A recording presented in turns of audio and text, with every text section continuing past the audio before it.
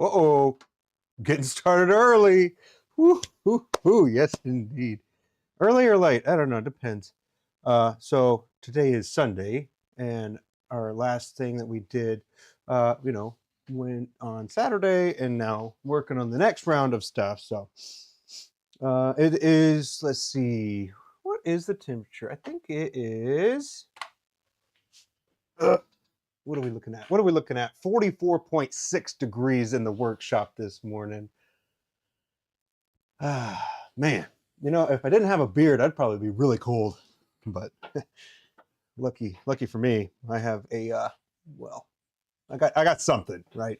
Let's not call it like a full-on beard. I don't manscape it or anything like that, but it's something. It covers the face and provides cushion when I get a little hit. But whatever. We're gonna be working on silver and gold blanks today. Got a really awkward start there, huh? All right. Welcome to a little snapshot of my head, I guess. We're working on silver and gold. As you can imagine, these are actually like silver and gold. So we've got some silver and gold, and then as we are going to start turning it away, you'll be able to see that there's actually some silver and gold flakes inside as well. So that is going to be very cool. Hopefully everything will have spread out nicely, and we won't have to, well, not me, I won't have to worry about it, but Abby hopefully won't have to worry about filling any of these gaps and stuff, because when you use chunks of stuff, then there's a good chance that it could pop out. So a couple ways on my end. I guess this is an opportunity to share one of the things that I do to mitigate that, because it was a problem until I changed up some stuff, and then now it's not as much of a problem, but still always on the lookout to make things a little easier for Abby when it's time for her to sand and polish these. So I make sure that I have a not super sharp carbide, but also not dull. You got to have it like right in the middle, you got to have the Goldilocks carbide tip.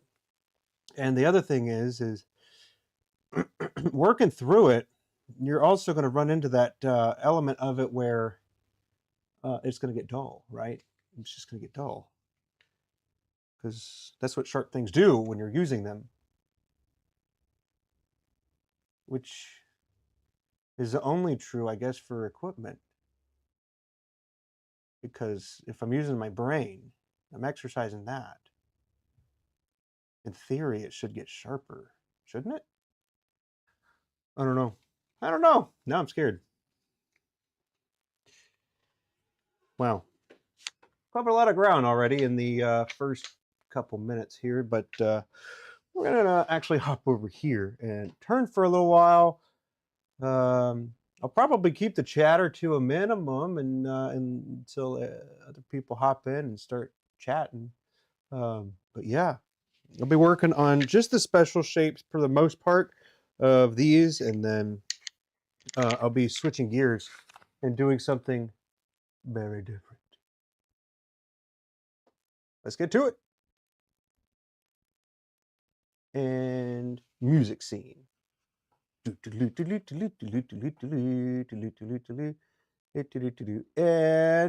next cam. I hope you like the transition that I did there. Yeah, it wasn't a transition. Sorry. It wasn't very good.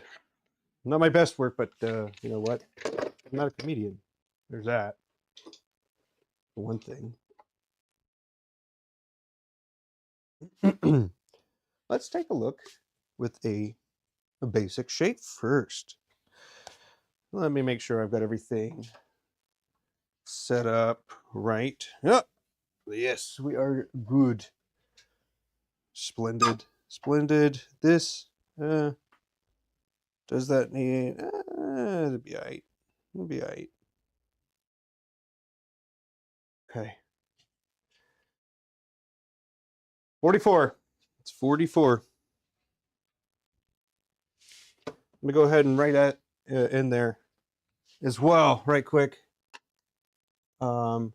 It's 44 degrees in the workshop.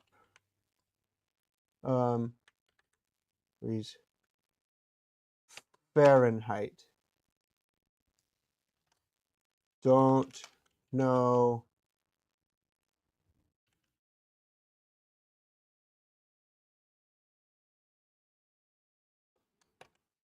how about that? Don't know. See, perfect. But yeah, anybody else still drinking some cafe?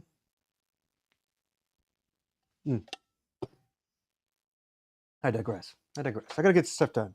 Gotta get stuff done. I gotta hurry up and do it, kind of thing, you know.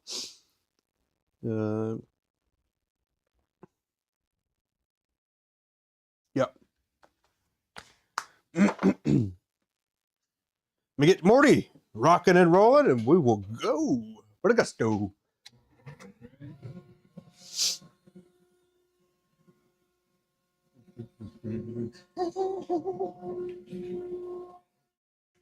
Alrighty, little positioning stuff here. Adjustments here to facilitate some EC turning. Yes. Okay. Since I moved that fan, I reckon now I got a place for that. My tool, I gotta say, actually looks not ideal. So we're actually going to test it out, see how it turns, and then I will make adjustments as necessary. As I mentioned, because if you're not doing the sanding and polishing, obviously you want to make it as best as you can for the person that's going to be getting it after you. At least in my mind, that's what it is, you know? At least how it should be, you know? But, you know, it's one of those things where it's a give and take back and forth until it reaches that finish line. I guess what I mean by that is,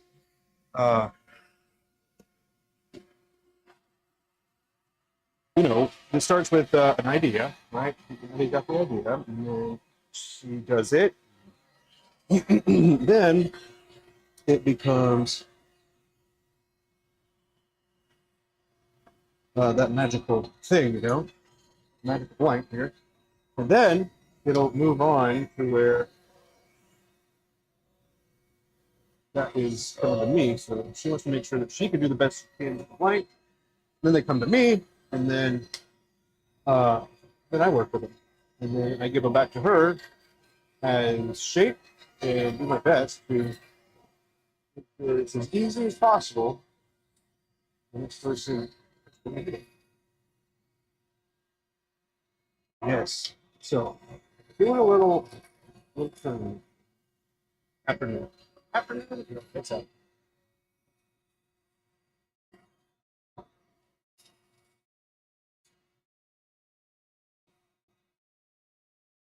Uh-oh. Auto-focusing. I must turn that off. Forgive my absence for a few seconds. Okay. This image adjustment autofocus off. Because the camera will just get confused and not really know what to focus on. We don't want that to happen. But it's fine when you show a little bit front.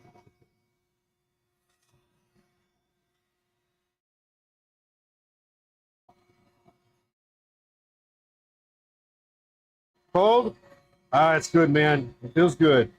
Hope you're doing well this morning, afternoon. Well, morning for you, afternoon for me. What you got on the agenda, my man?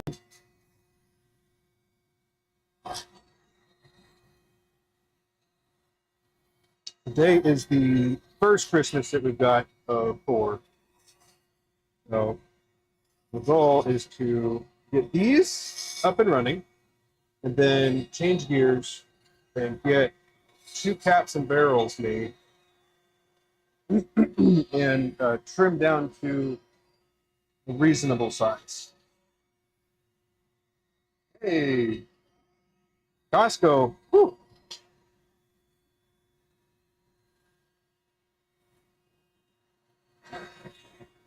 Last minute shopping, huh? Awesome. I hope they're able to get in and out swiftly. Not too many people.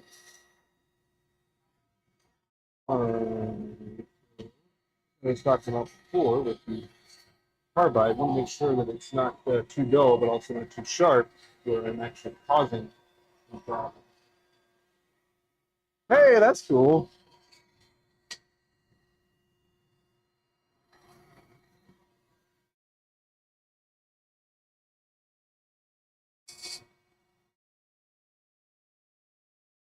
That's fun.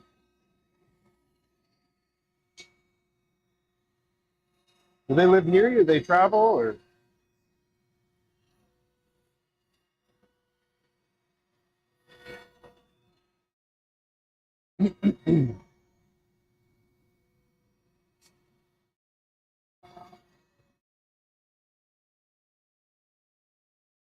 Pretty funny. I have someone down in my neighborhood, down the road a little bit, where I swear they have Cousin Eddie. Because this is like the third year or fourth year in a row I've seen an RV at that house around the holiday time. Oh man. And it's in the driveway. It's huge. It just takes up the entire driveway.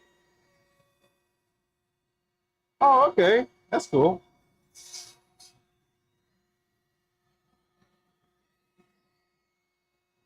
Good man. Good man.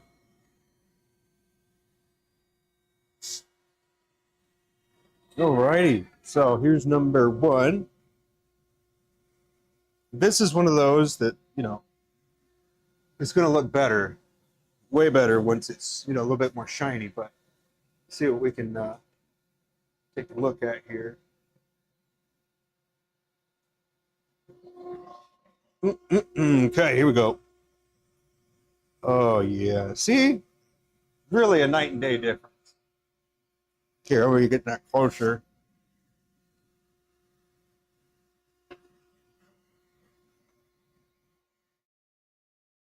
So, just turned, and this kind of fills up the voids of if it would be like a quick polish, but it won't last.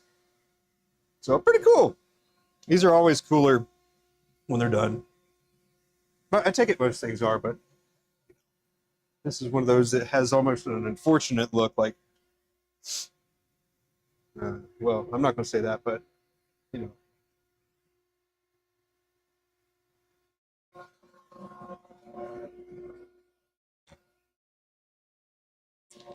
But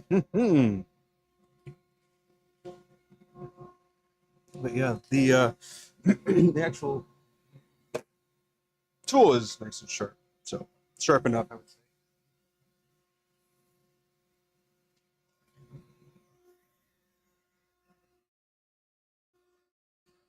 Hey, I appreciate it.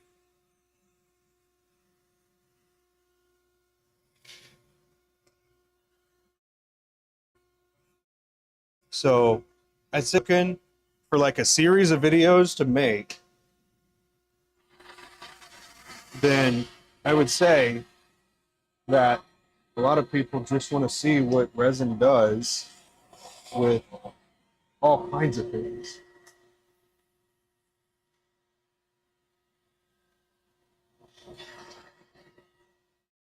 I appreciate it. The gold is pretty cool, I gotta say. Yeah, I'm trying to give myself enough time to make a couple ebonite pins.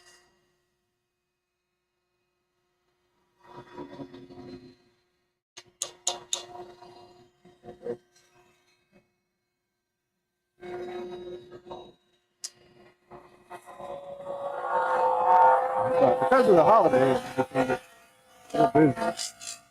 And this is one of those things that most of our business is really maybe you do preparation for something.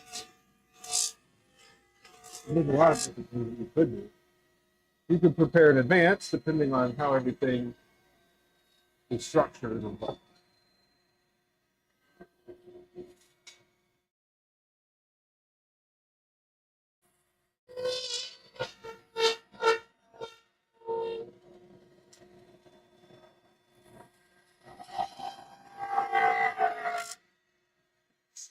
Yeah, you know, these are just.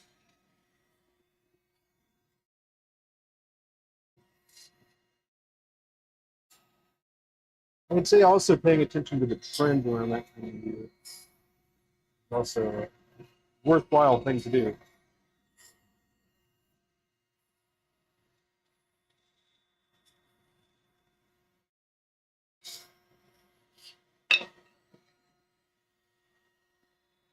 Oh man, you leveling up.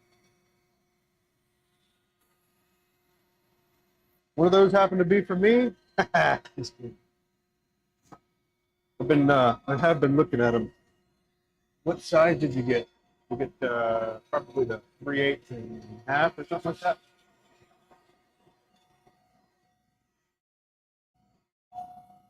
Yeah, I've been on the lookout for those. Um, I mean, I have the steel ones. And that's awesome, dude.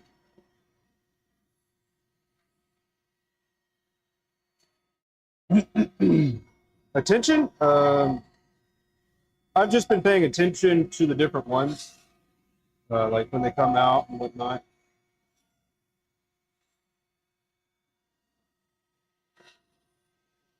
Seeing if they pop on sale or something like that. But 3/8 and quarter knives.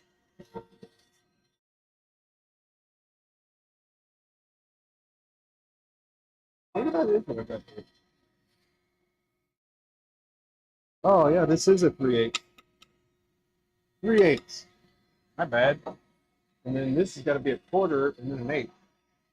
Those are the three that I got.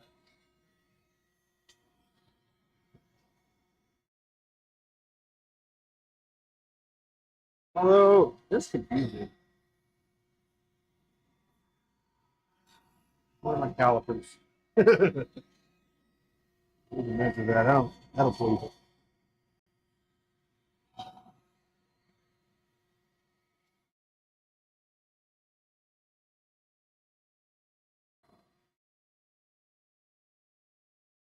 All right. Have just a quick little ruler here.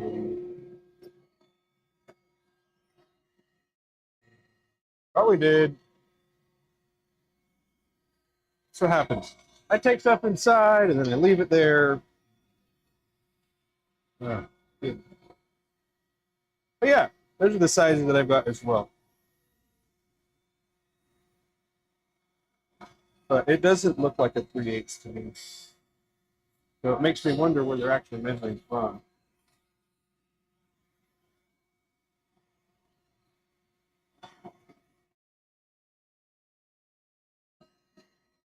But I'm not going to get wrapped around that because they're the size necessarily. Just as long as it has varying size, it's going to be consistent for an even. So that's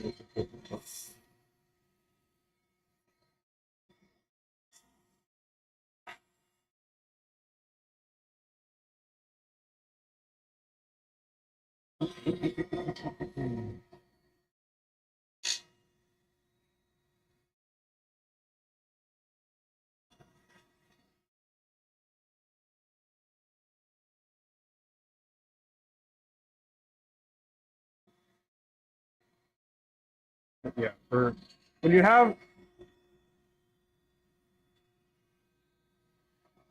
a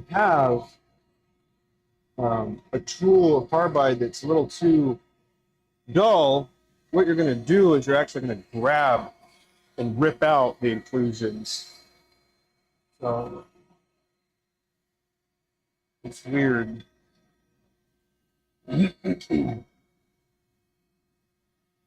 So it has to be just sharp enough to do that, but not so sharp that you're going to chip out big sections. Crazy how precise the cuts are. Yeah, symmetry's beauty. I tried. This one needs to go in just a touch, but I mean, I did have like OCD in the beginning when you start measuring. So you do it, you find a way to do it repeatedly.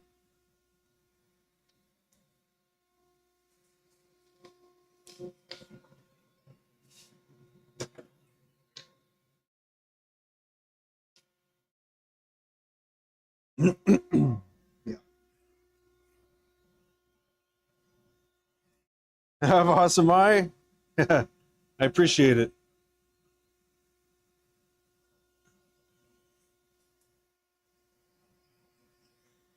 All right, this one needs to be something different too.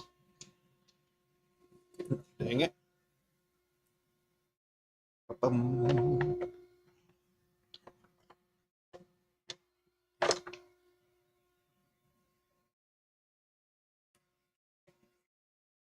Hmm.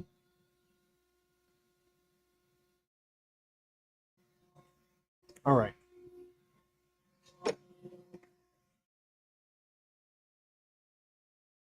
Everyone is feeling much better. I appreciate you asking.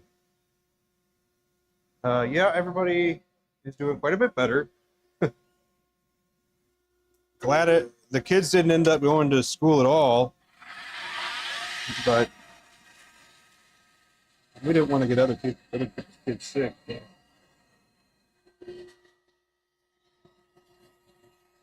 there's a little bit of a cough still, but no fevers and no. Yeah. Yeah. How about everything over there? You good?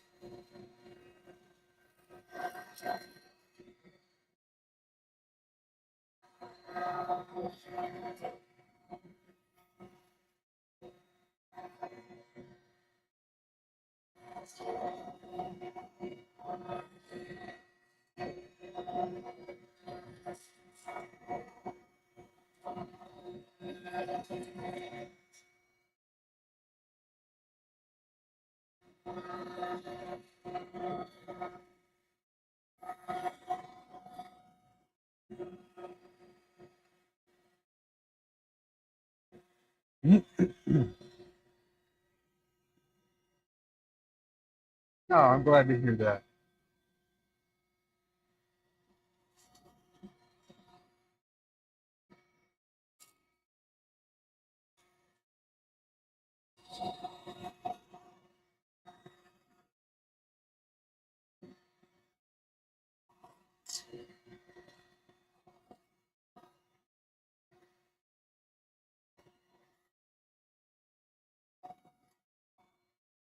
Very nice having family around.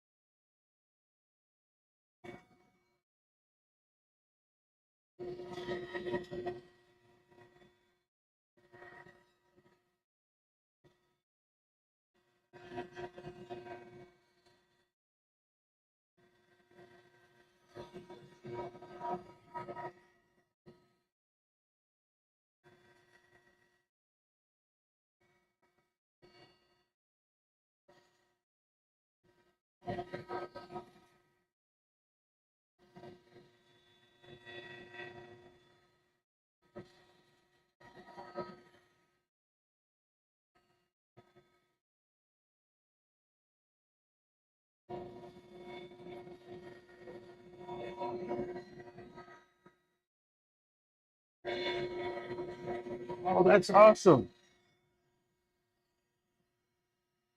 Tired of potatoes. Leaving it for the airports.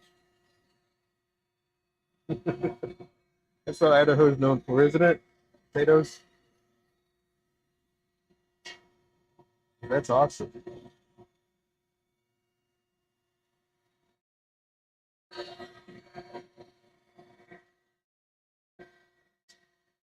I don't know what the military is like right now, but glad there's still people doing it. You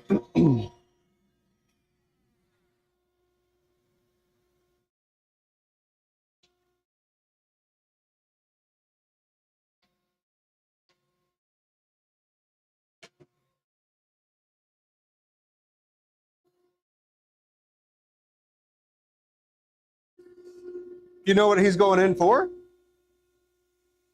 Oh, munitions, huh?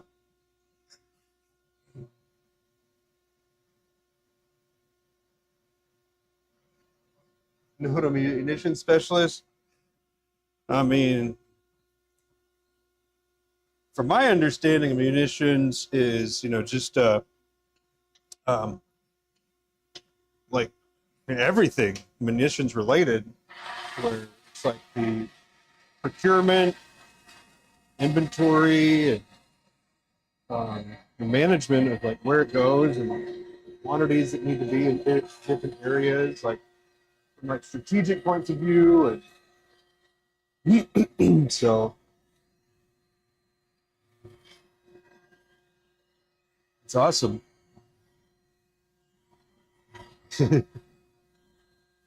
Gotta imagine he's got to have some brains on him.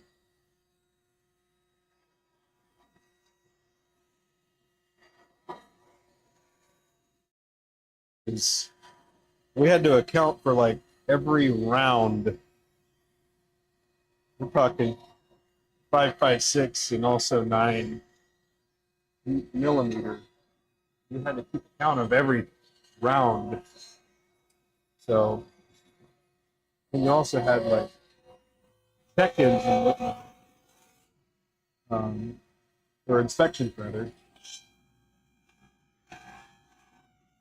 Well, who knows? Maybe someone like him came over and checked out, but it was an inspector to make sure that the round counts were where they should be.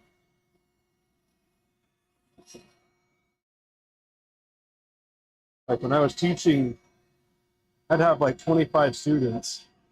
We're trying to get them up and running and everything. And so each student had however many thousands of rounds to get the training done. And I know that there's a lot of numbers out there. But that's cool. Yeah, we had courses of fire, and we have X amount of rounds for that day per student per person. But that doesn't factor. I mean, there is a numerical buffer that we added for, um, malfunctions and stuff like that. Oh, cool. Works a lot with search and rescue. Civilian or mil? That's what I used to do.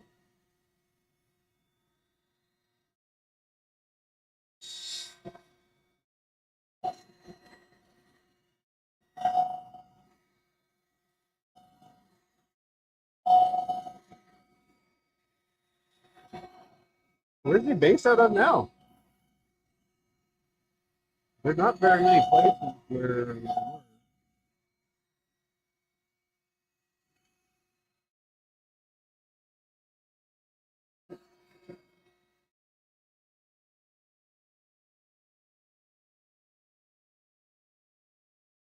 Well, if it is mill, then this is a current.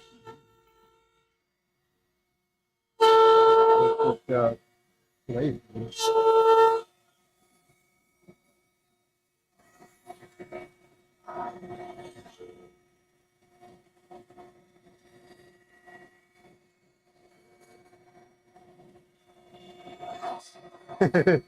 I'll never forget one of the funniest things when I left. When I left, and this is more, I guess, like a lack of understanding what the military is about, or how big it is, I would guess.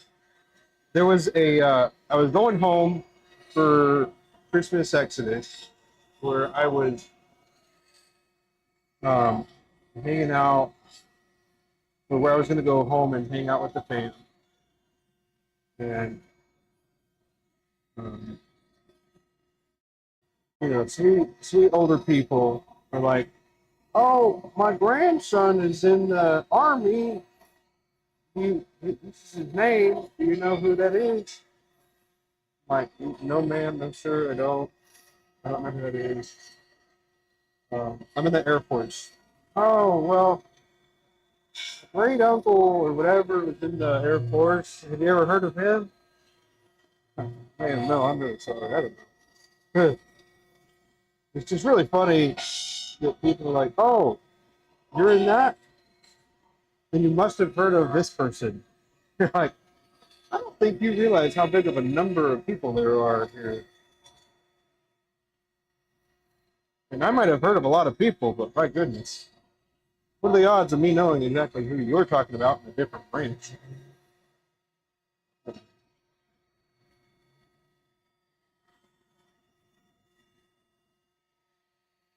It's I guess, a lot bigger than people can wrap their head around.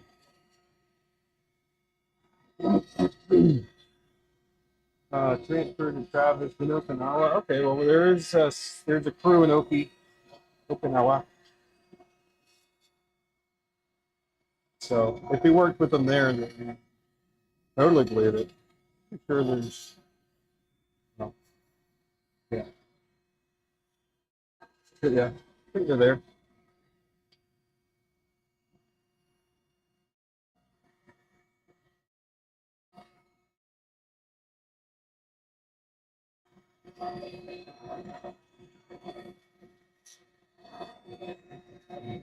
But bless their heart, you know. Obviously, it doesn't matter, annoyed or anything. It's just funny.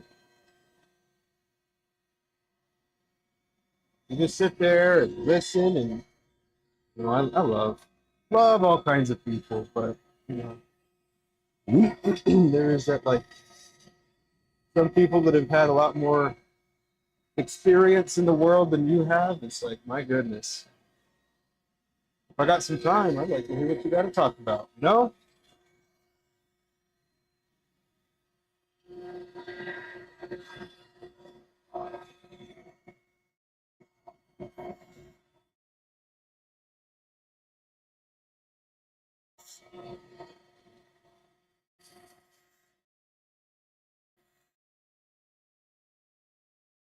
that is kind of something that I wish I did a little more of.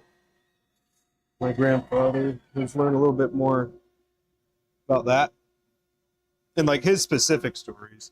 I gotta look at the history books, but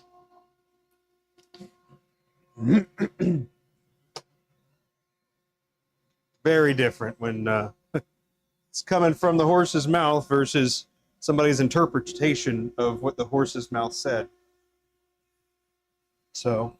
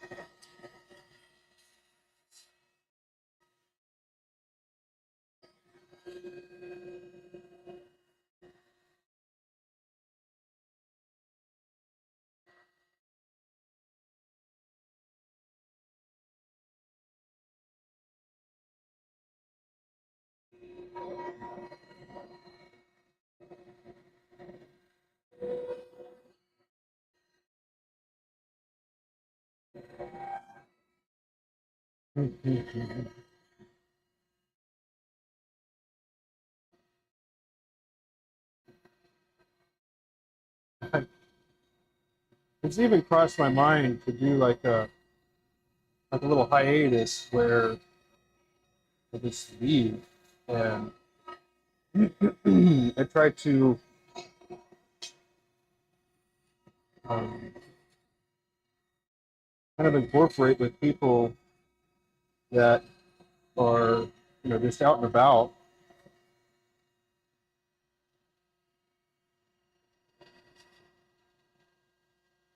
What?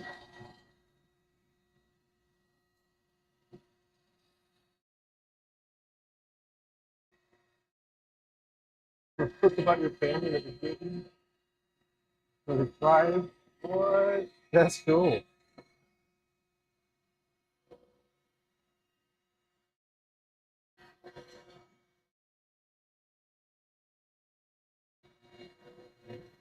Can you build a casino there?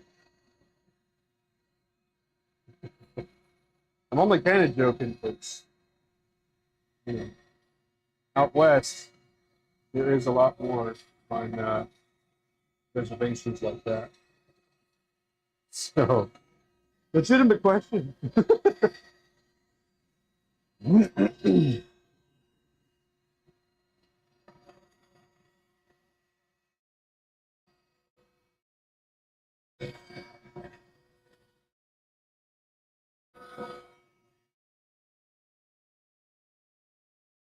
I mean, you know, if you did have a casino, you wouldn't really have time to do any turning.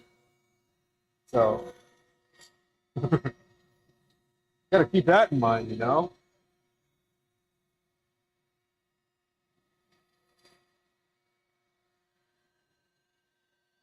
It's like, would you turn if you had a casino? Mm.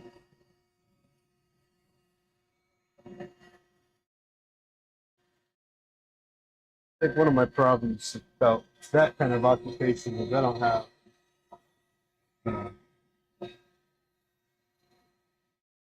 I guess I don't have that kind of drive that would probably be necessary for owning and operating a casino.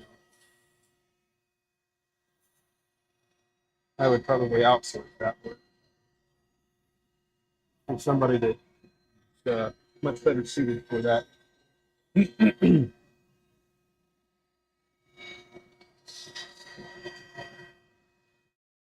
Oh, you put a lathe shop in?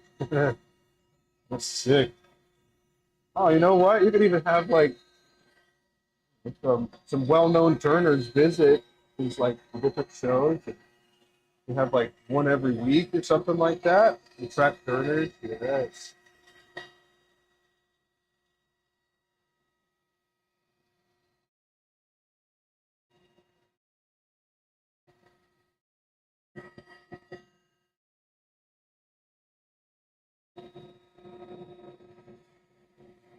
Good ideas.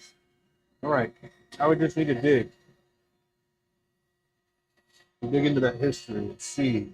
I think I've got some far back as I can. That I think I've dug into is Scotland or something.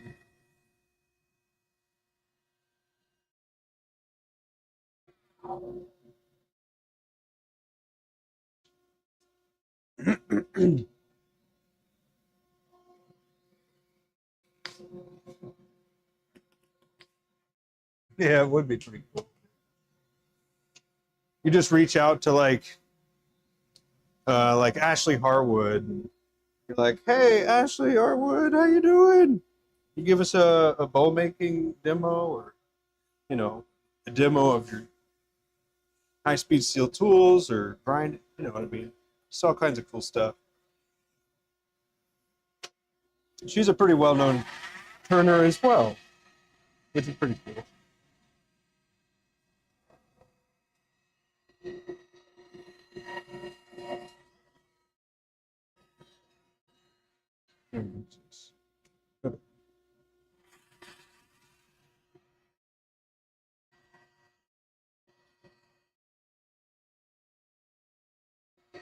Yeah. Start your own pin show. There might be one in Vegas already, but you know that. But yeah, you could. You really could. You could do it right now if you wanted. If you could figure out the venue and you had some marketing behind you, and you got some people that were interested in that time of year and all that jazz, yeah, you absolutely could. Um, there used to be a Miami pin show, but then they took the person that ran it um, wasn't able to do that anymore, and uh, so they didn't have it for a couple years. But they brought it back. I think last year was the first year it went back. Um, but things like that, it's hard to. You got to make sure that you do it, I guess, the right way. There's a right way for like a lot of different types of people, you know. It's like right for the makers, right for the exhibitors, right for uh, the customers, right for uh,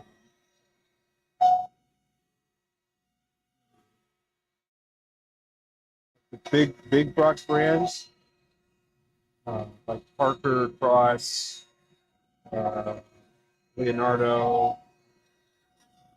So you could. There's also I think there's actually a pin community like in every city, at least every state. Um, Probably multiple in each state, but there's like a meetup, and you might even have to go to a small pin store in your area to find it, or go to a pin show where people already know about it. But there's a place here that I went and I got a. That's where I got my pilot. I got my pilot pin. It was a pilot pocket pin with a fine gold rim. And that's actually where I learned that there was a fountain pen / stationary meetup every month. So that's just one of the things. And I didn't even know about it. So it's kind of like, well, you're not going to know about it unless you ask about it or you put yourself in places where you can actually learn that it does exist, stuff like that. Um,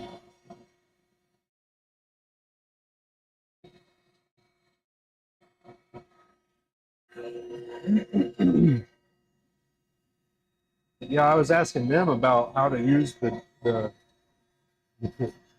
planner that I got.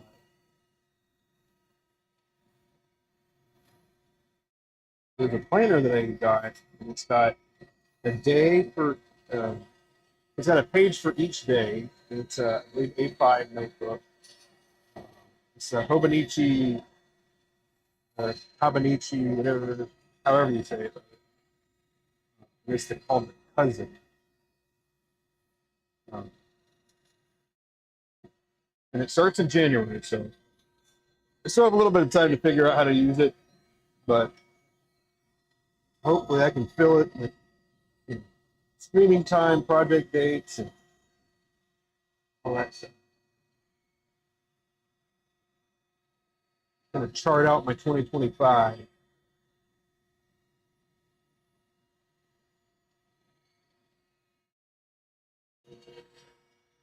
But yeah, I got to see how these ebonite are going to be to turn. And not even turning the ebonite that I just got. And I don't need to make sections for these. They have a different purpose, at least for now.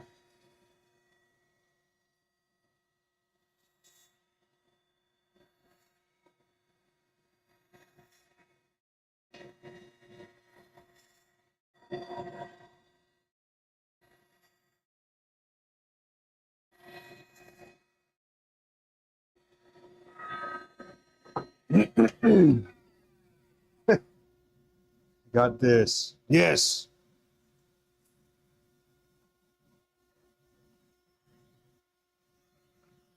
Man, I don't know why, but it seems like it takes me a long time to learn something. But then when I learn it, it stays there pretty well. Unless I just don't use it again. Like I'm pretty sure like right now I could go skydiving, for example, because I used to do it, I was trained on it and all that jazz. But um, I haven't done it or thought about it in quite a while. So Be like riding a bike.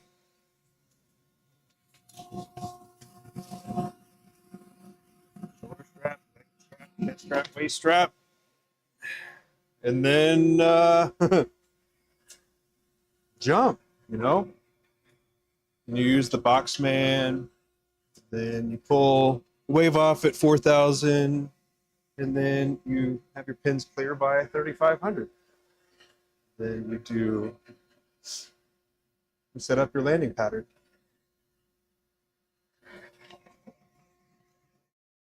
Heck yeah.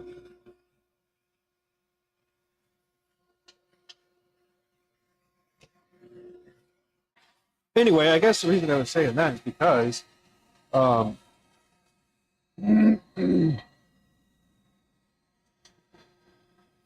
just remember something, you know?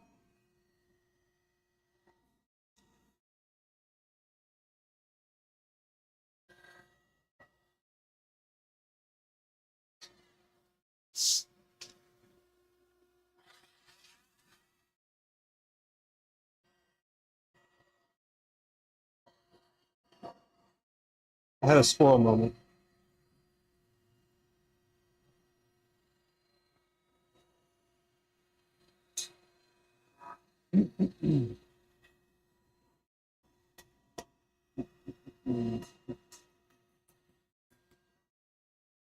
Yeah, kind of forgot what I was talking about.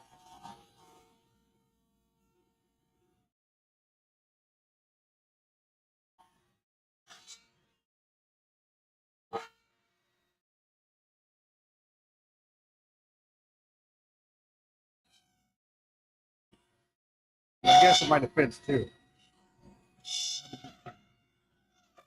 There's a Princess Leia bun looking thing. It's like a crown, I guess.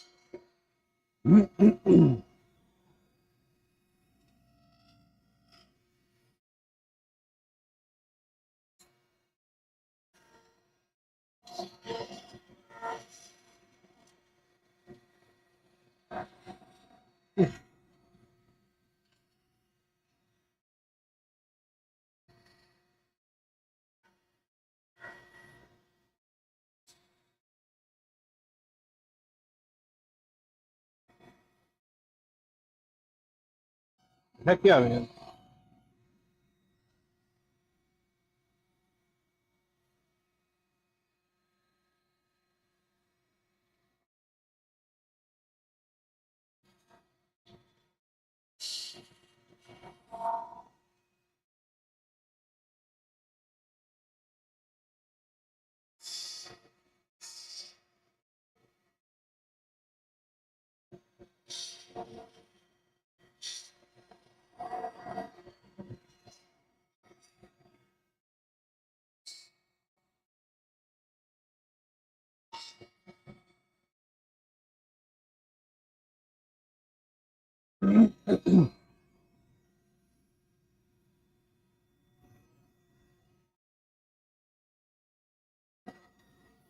Here's another thought that I was having. It could be pretty hard, but making fountain pens by hand with different materials and having these different techniques and stuff. Like people don't know them because it's not like something you would ordinarily think about what or how to do. But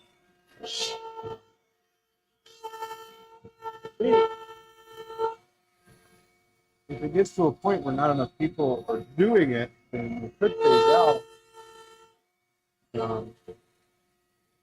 I also think that, and I've said this before, but I think that in some areas, I think fountain pens will actually gain more traction and be more popular, um, at least than they were.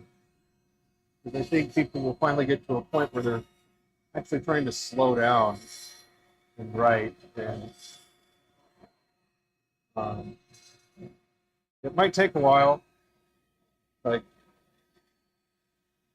okay, something as simple as like looking at it from, I guess, from an outside, right? If you're looking at like Barnes and Noble, bookstore, or any other bookstore, really, um, pretty sure Amazon is trying to, pretty sure they're selling their books at a loss to try and help put other bookstores out of business. Now, why would they want to do that?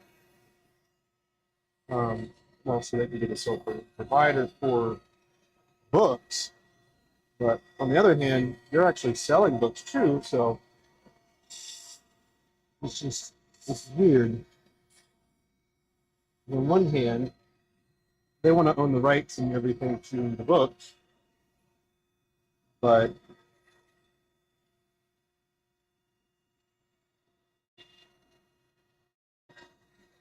it's hard to do that.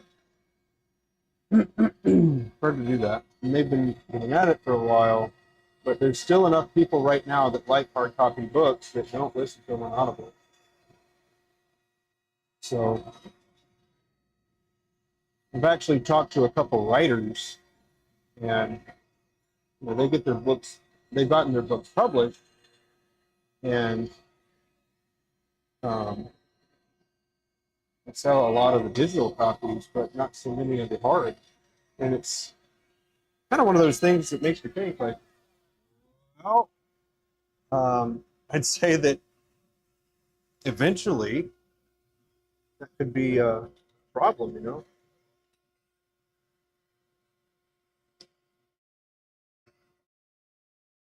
Yeah, yeah. So I still think that that's probably that's rough.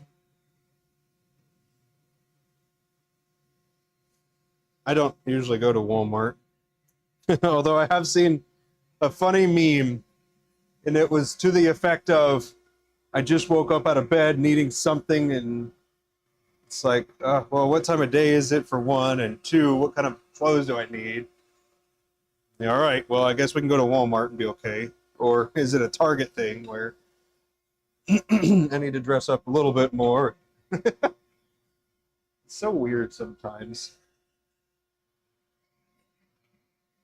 Because if you look decent, then it doesn't matter which one you go. I don't know. Just funny that that is kind of like the running joke. But yeah, um, I gotta say, I don't do shopping at Walmart, like grocery shopping. That is. And it's not nothing like against Walmart. This it's just uh, the grocery store way closer, so no reason for me to do that.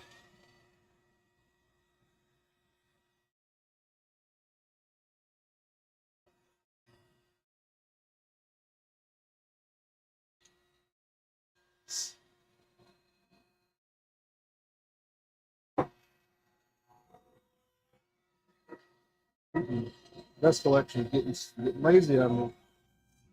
Bigger food.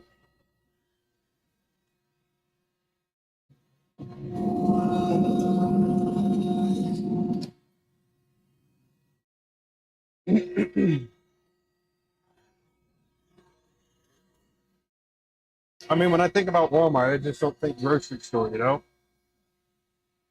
And I gotta say, with some of the things that I've seen and some of the horror stories that I've heard, um, it seems like their source of groceries isn't always the most desirable. So, and I can't obviously can't blanket statement that it's true or not, because that's not. I haven't been to all of them, right? But I also don't really do it shopper wise. Just for getting like chips and waters and maybe.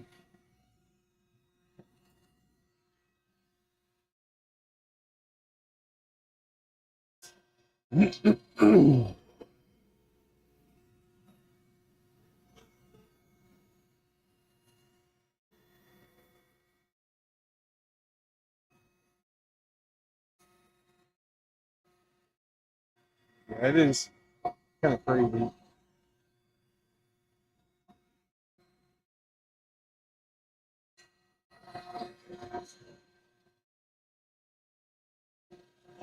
But we'll see if Abby wants me to come in and do it.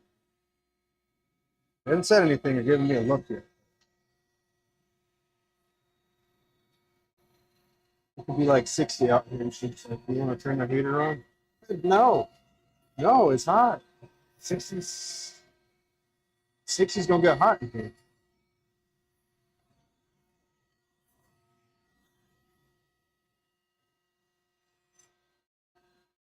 Like we ain't gotta move around like that much, but the little bit that you do, you generate heat. Like you're moving enough to be generating some heat.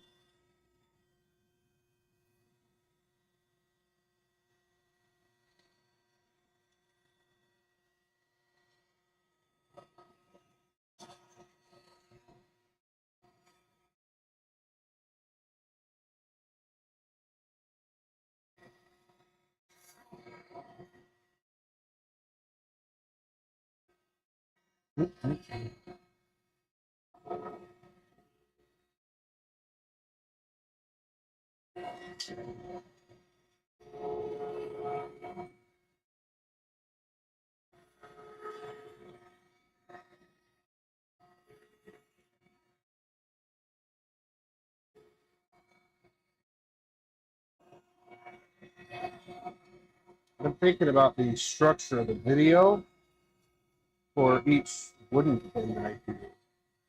And I'm still not entirely sure if I'm going to do. I mean, like the first time or two, obviously it would make sense to, you know, it would be make sense to show like um, the sleeve part of the ebonite and then putting it together and all that. But then at a certain point, I'm just kind of wondering, maybe just already have some made and then just focus more so on the wood element of it. It wouldn't be really trying to teach you how to make a sleeved pen, although you could probably figure out how to do it by doing that. Um, but that's really not the emphasis. It would be more of the properties of the species of wood that we're working on, you know?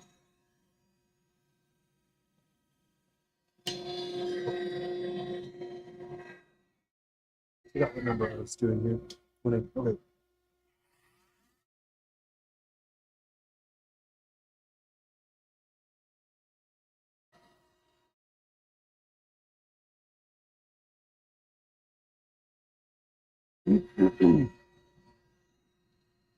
Well, I was thinking about streaming it the whole time, but also extracting video from that. I have to do better video.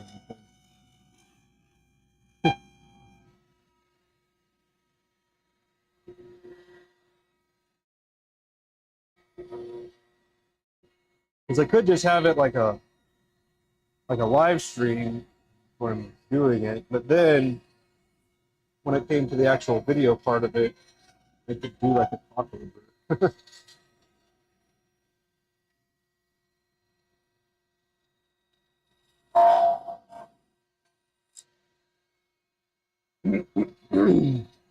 Anyway, I wanted to probably have to try a couple things.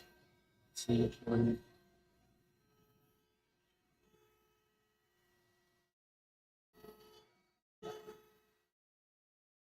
Try to have the lowest barrier I can to make this, you know, happen with as least resistance possible.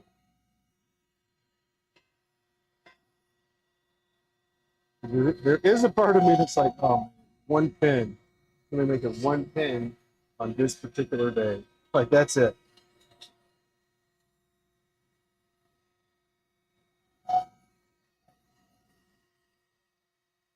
But on the other hand, It could be like prepping quite a few of them. Um, with existing measurements already in effect, running a different process. So,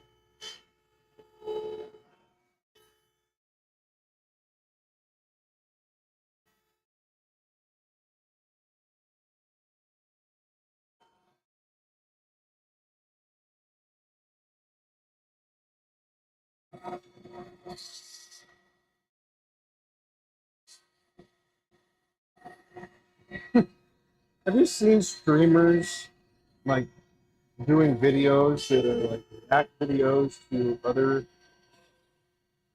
videos? Like these are 20-minute videos and whatnot, where they're just like letting it play, it triggers a thought, then they start talking about it, and then they're like, all right, let's continue. And then I don't understand how that's not like, how do you do that? It seems weird. It's like you're watching somebody's react to something else.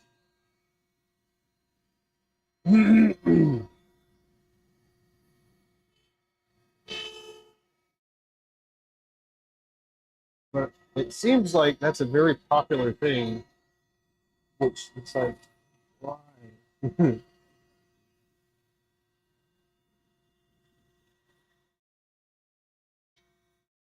Yeah.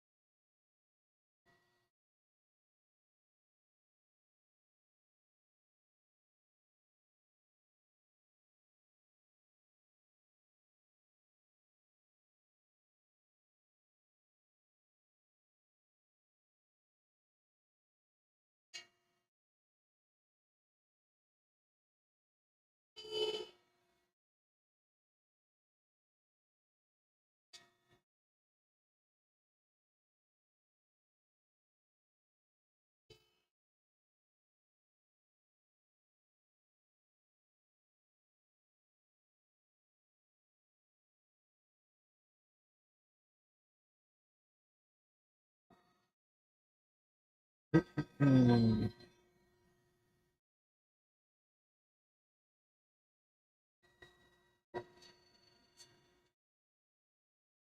Well, it happens, and I think the way that they're getting around it is by like saying that they didn't watch it first, so it is like a legitimate reaction kind of thing that they have to prove or something like that.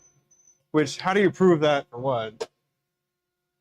You can't necessarily. At least I don't think so. Oh yeah, totally. I didn't watch it. Well, how did you know when to pause it and when to do this and talk about that? Whatever.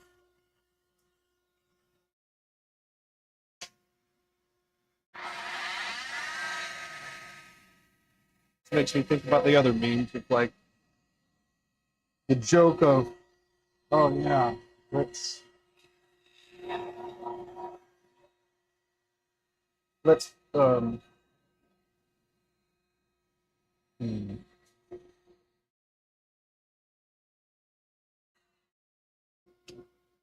I don't know. And the other thing is, it's kind of a bummer because once if if you did watch the React video, there's a darn near a 100% chance that you're not going to go and watch the original. So, as far as the creator point of view, that's the problem.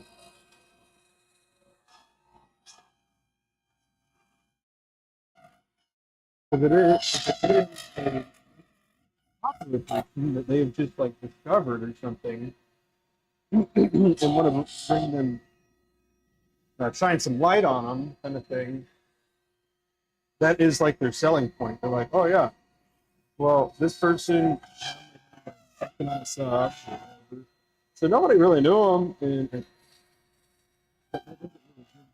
people like, a right to just use their stuff. You know what I mean?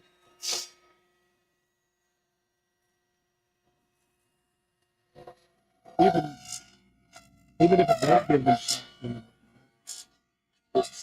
it's an interesting thing for sure. And I mean, I see the merit of both sides when it comes to, well, it's helped catapult them in into being able to do what they wanted to do, or like giving the credit to the original content creator. And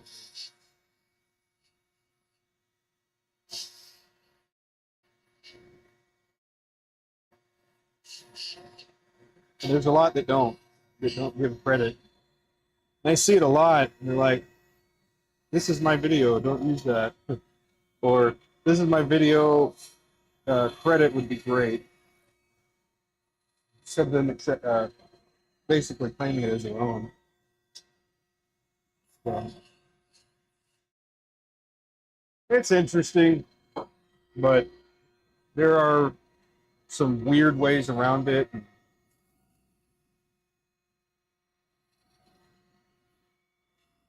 Even if there was an infraction, the likelihood of some smaller creator having the backing to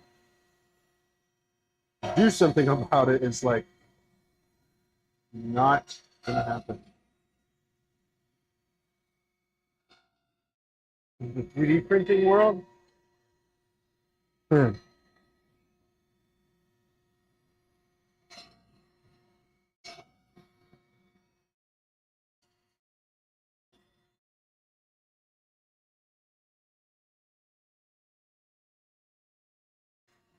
Yeah,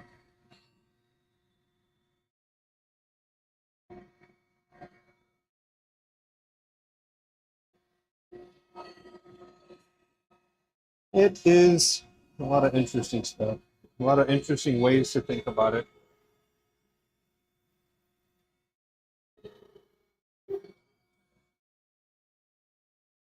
Oh, take someone's print file and claim it as their own. Yeah. we there for a little bit actually. We were printing some pen stands, and it was an open file, open source. It didn't have any restrictions on the commercial right or whatever. Um, and then somebody was like, "You can't use that file." I'm like, why? I see the original creator, and then it didn't say any restrictions or anything.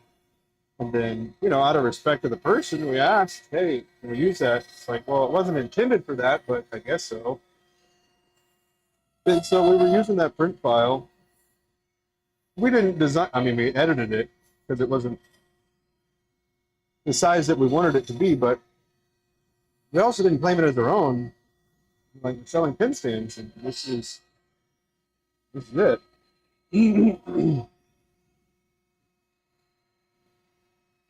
But, it's one of those where it's like, do you say that, I guess you just give credit in the beginning, huh? I guess would be a way to alleviate all that in the first place. But yeah, a lot of people have some fantastic ideas, and then they want everybody to be able to use them like for their own for personal. But then other people are like commercializing it, and even selling a design that's totally not even theirs, but they downloaded a free one and is selling it. So weird. It is weird.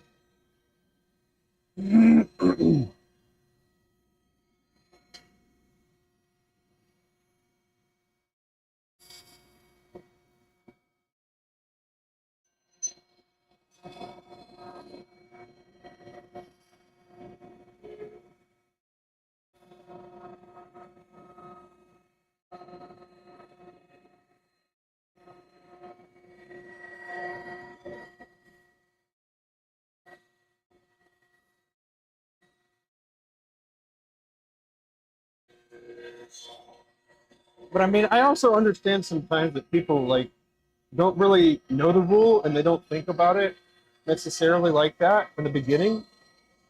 And everybody's got to learn that, right? However, I think the problem is actually the people that are like, oh, I didn't know. And then they go and do it again. They're like, oh, I didn't know. Just the ones that aren't actually learning from it and they're just exploiting that there is basically a chink in that armor, and they don't have respect for the original creators. Because I mean, when you try to go back and remedy something that's already been messed up, for example, like you say something about like I don't know, a football player or somebody everybody cares about. They say that one thing and they're like, no, that's not right. Well, one of the big problems about that is that it's already been said, and that's how most people heard it. So you said that one thing, and then so many people heard it. It takes so much more effort to undo damage than it does to do the damage. Because people that initially heard whatever it was are going to be like, oh, that's crazy, or whatever. And then they're not going to think about it again. And so to try and backtrack, be like, oh, yeah, by the way, we were wrong about that. And I mean, you're like, oh, well, you kind of already done the damage. And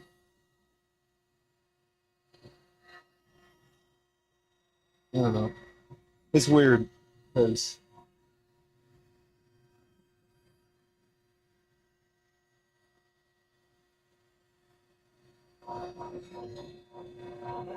you're trying to prevent others from using it. Yeah, yeah, that's true.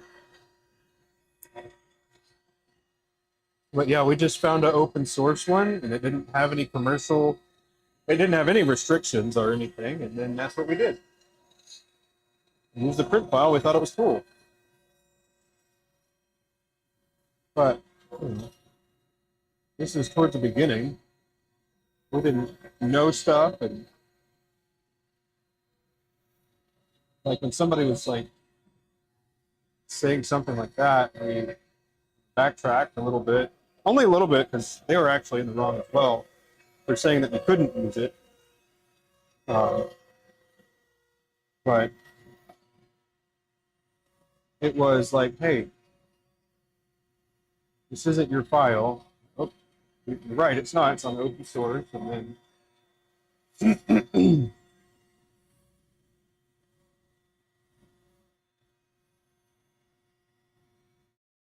and then we went back and then asked the person that made the files, even though we didn't even have to.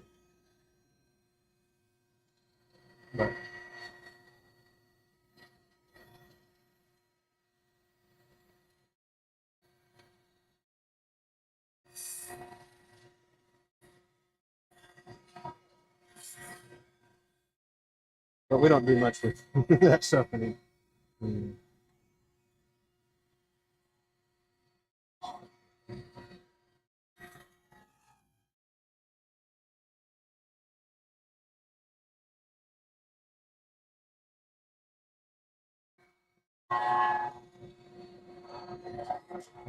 Ah, dang.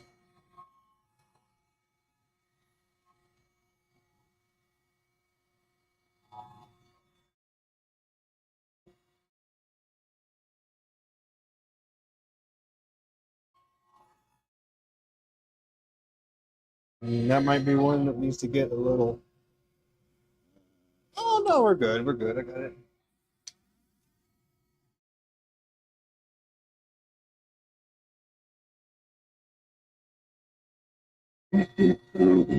Yeah. I mean, it's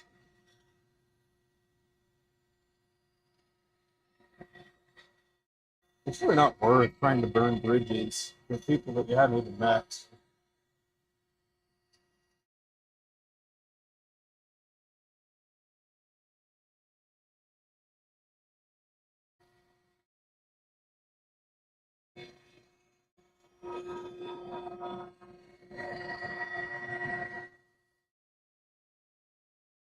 Like I try to see, I try to see what it is that I'm doing from like an outside perspective, trying to be unbiased and whatever it is. Like my knee-jerk reaction is, go away. Who are you to say anything to me like that?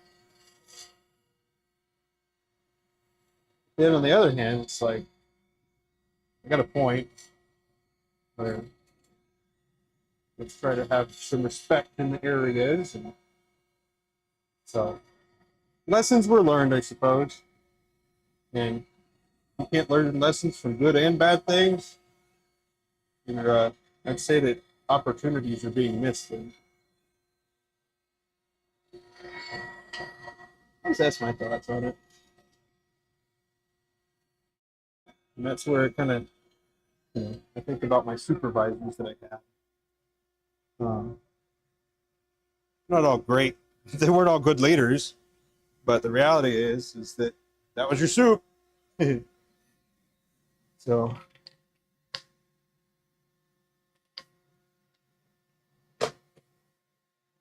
people uptight. Yeah.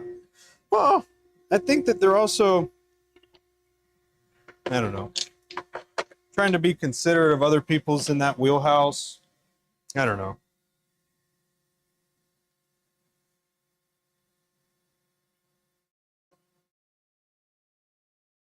I also find that some of the creative limitations being imposed by things is a little weird. Like altering or patenting things that limit the creativity and stuff like that. But it's one of those things where you spend all that time, you have a good idea, then you put it to paper, you pay all the money to get it patented. Then you should be able to, like, I guess, capitalize on it for a little bit. And then after X amount of time, it should just be going back to everybody can do whatever without any fear of consequence. I guess until the next patent in the vicinity of that arrives and gets approved. And I just think it's weird sometimes.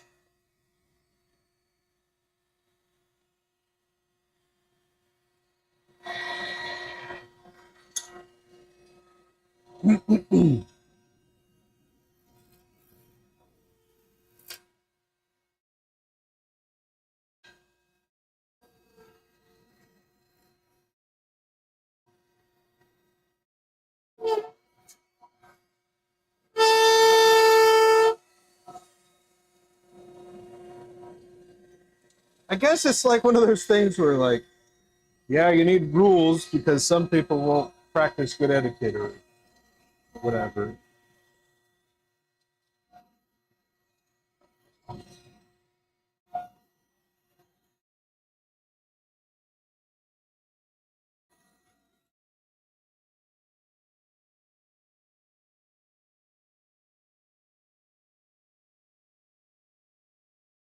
It's like if there's an amendment or anything else in the fine print, it's because somebody's done it, kind of thing. This is gray water. Don't drink it. Well, they had to put that there for a reason. Sure, at some point, they did.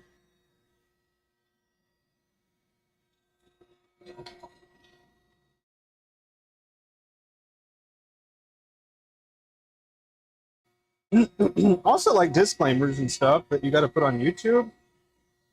Like, I kind of understand it.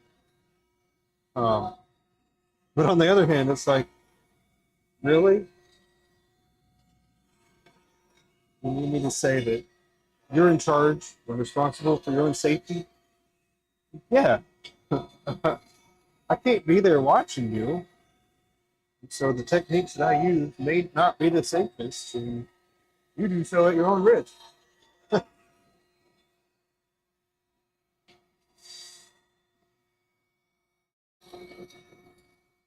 yeah, it's the loopholes that always have to be closed. There's always something that gets, I guess, always something that gets abused or omitted or not enforced. A lot of different things.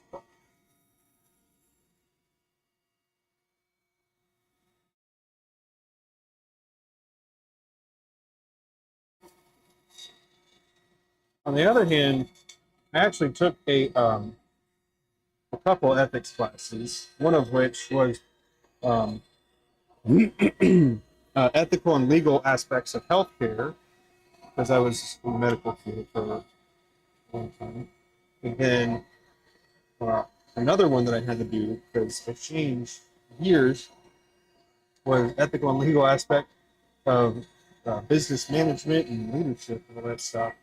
So it's like,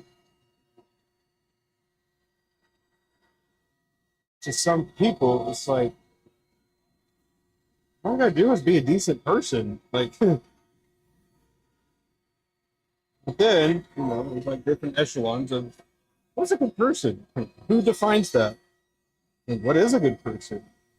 Why would my idea of a good person be sufficient versus maybe your idea of nice person? So it's weird because you actually have to like explain that type of thing.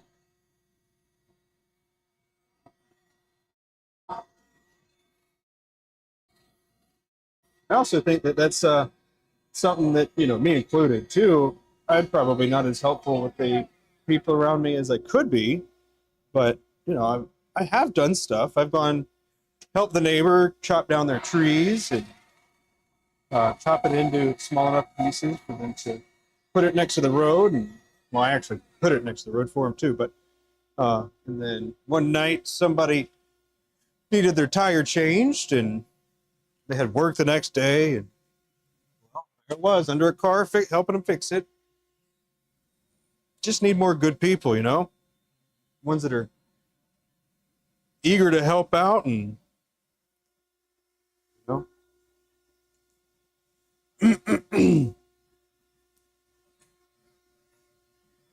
on the other hand, I gotta say I have a weird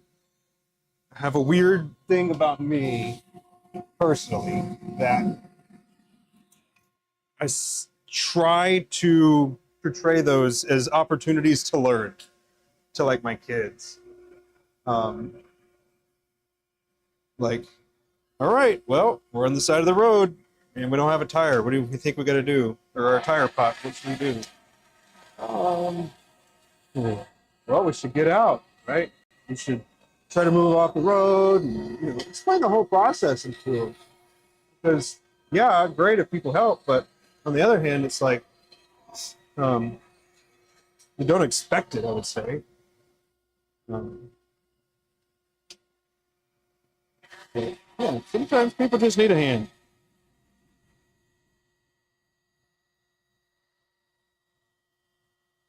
And then the other thing is like,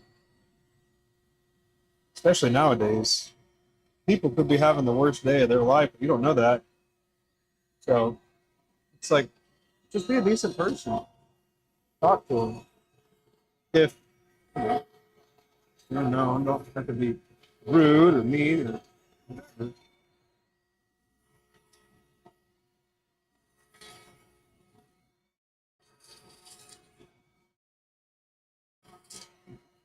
That is an interesting thing because if you think about like your worst day, and then you ask somebody how their worst day, or what was their worst day, this could be like so different, you know?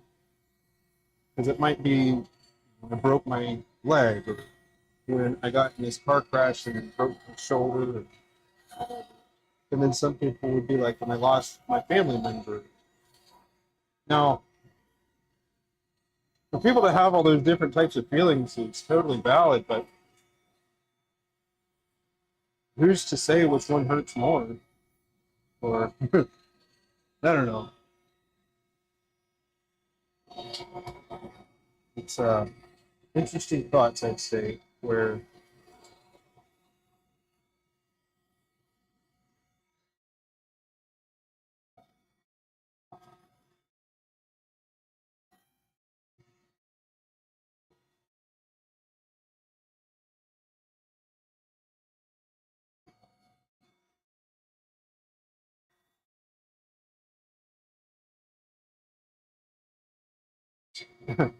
I guess one of my rules is when I try to leave something in better condition than it was when I got there. And so obviously better is also an arbitrary sort of thing.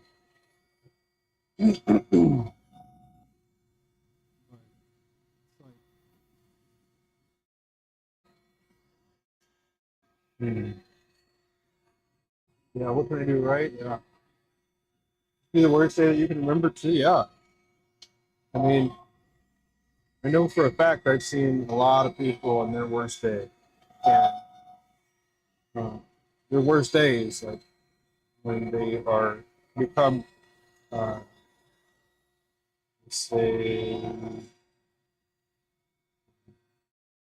I don't know how to say it, but people left it all on the they gave it their all. But it's like,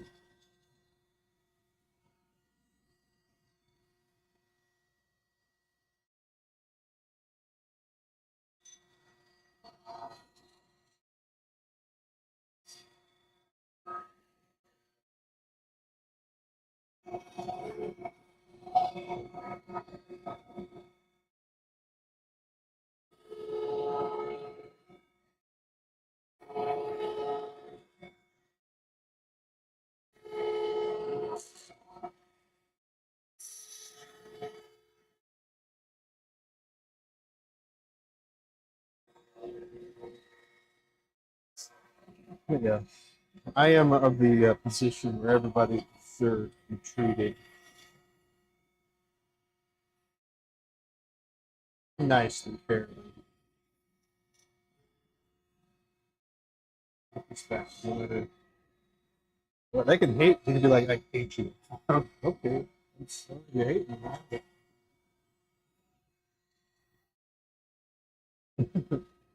You can't really do anything. You just, let's just be nice. I'm always a kill 'em with kindness kind of person, I guess. No reason to be mean.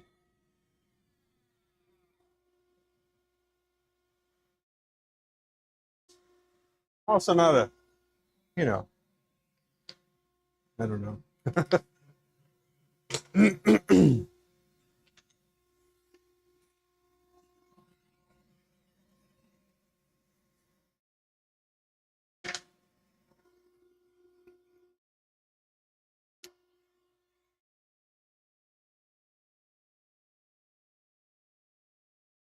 I guess the same thing can be true with when people experience pain.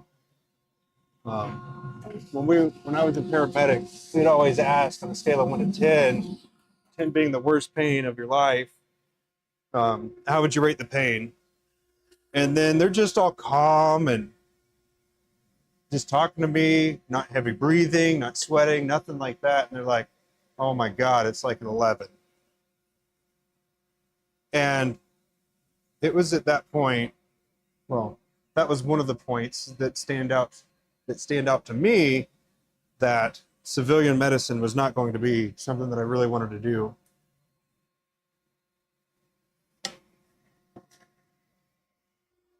So, I mean, that is one of the questions that you ask. And I mean, there's tough people, and I'm not saying that their pain is invalid or anything like that. It's just, if you're going to say it's 11, but you're sitting there calm as a cucumber, and other people that I have picked up, they were missing extremities, and they said, like a 7 or 8, I'm going to find it difficult to, um, you know, believe that that's what it is. Now, don't get me wrong. I know some people can be in a lot of pain, or they have the worst day ever, or whatever. But it's like, that's a bit extreme, don't you think? Well,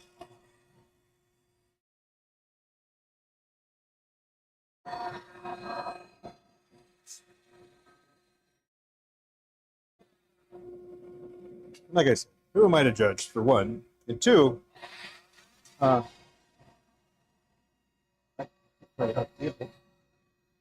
it's just relative from what I've seen, it is not a value that I would have anticipated it would. And I guess that's really all I'm getting at.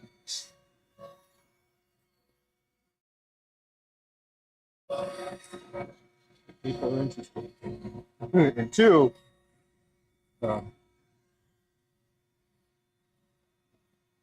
people are interested.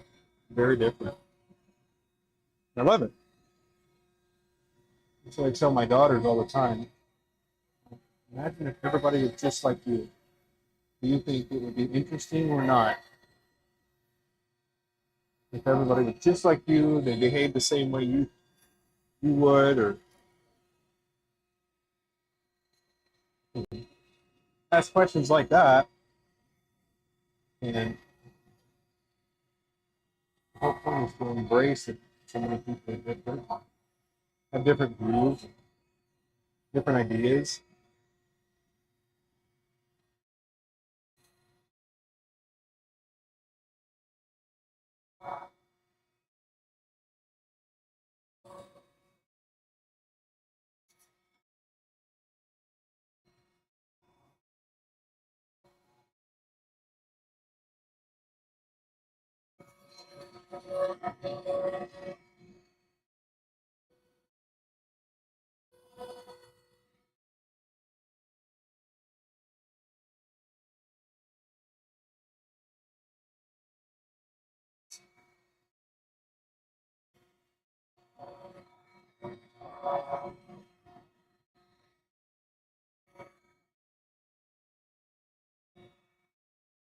Let's see.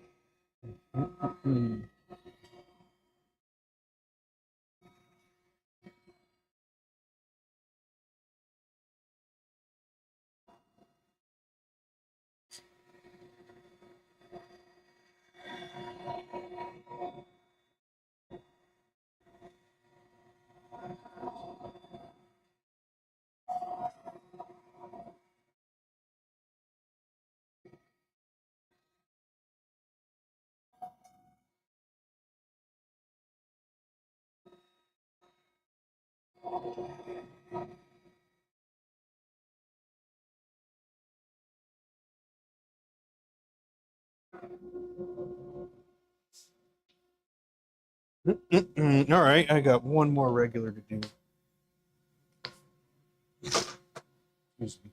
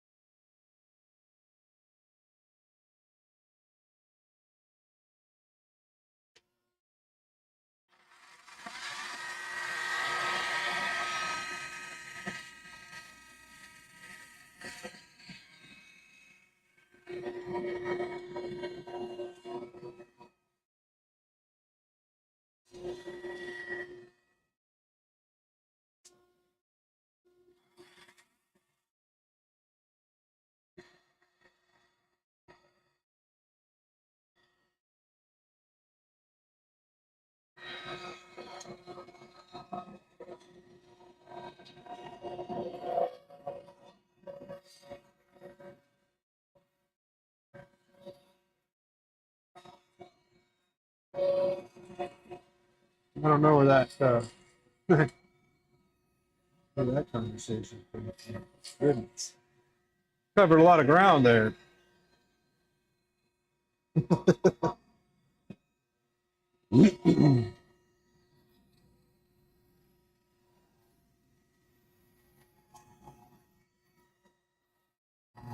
might only be doing one.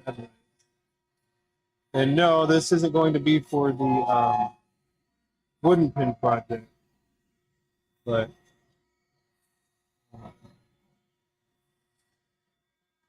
it is coming for sure. I have all my schematics going out. I need to start getting. Well, I guess I don't actually need to get any pieces chopped up or anything.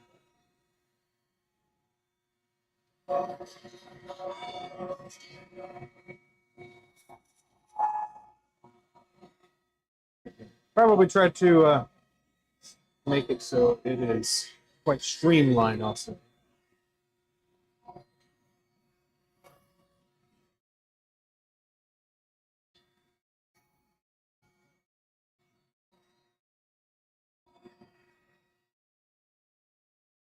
Because I've got different diameters of ebonite that are for this. And,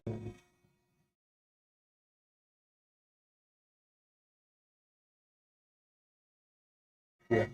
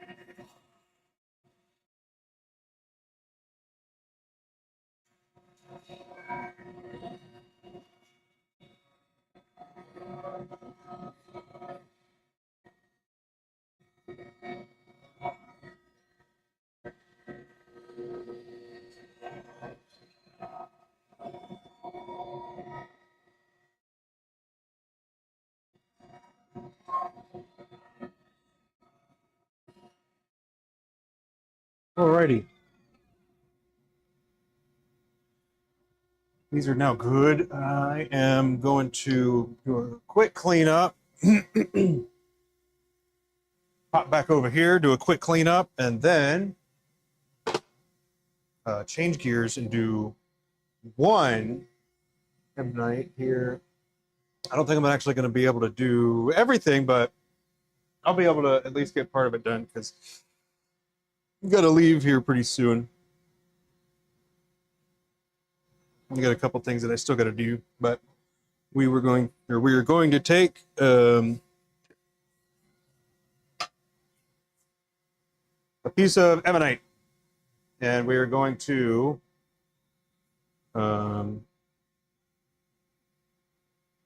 well, turn it into a cap and barrel.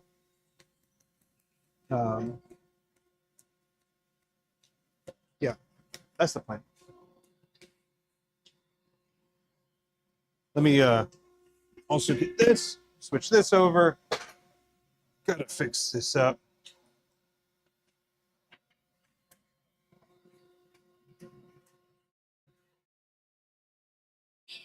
$45? Huh? We got time.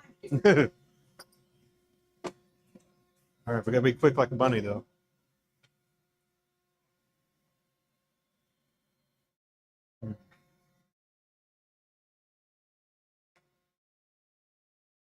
I don't remember how the quote goes exactly, but I think it was an Abraham Lincoln thing where it was like, if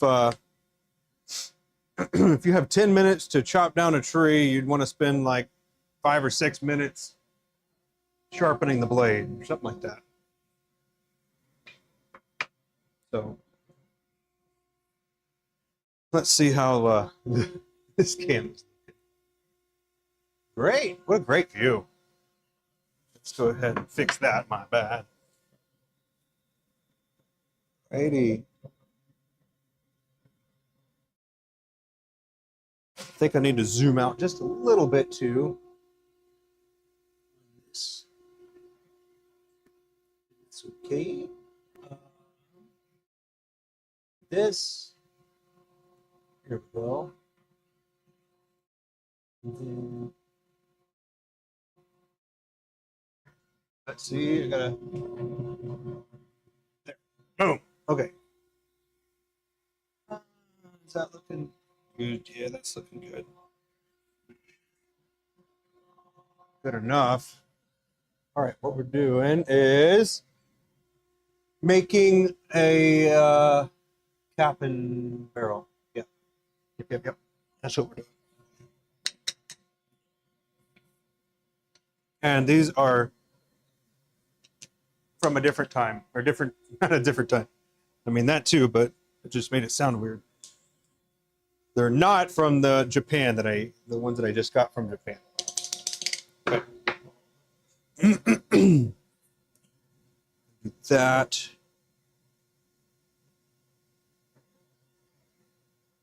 Yeah. We're gonna do it production style. Tell you what. Okay, how we looking? Hey, that's pretty good. All right, Ebonite, here we go. Let's get you faced. Oh, nice. All right. Gonna try to be nice and efficient here.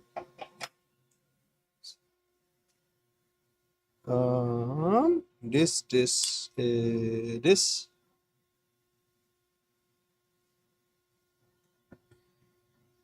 All right. So this is gonna be the cap. Ooh, this thing's a little sluggish today. Come on, baby.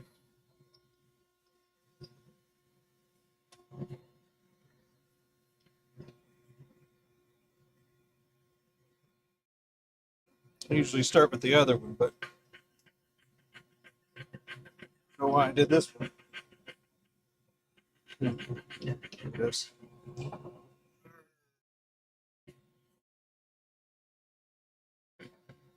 We're going to come back with this one. Uh,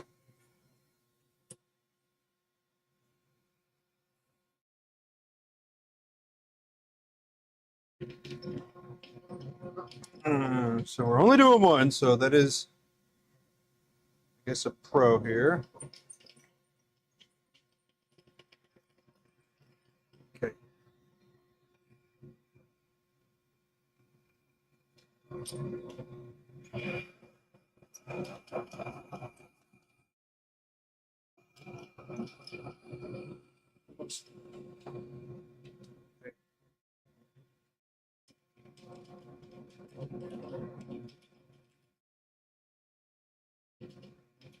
And this is why I got that carriage thing.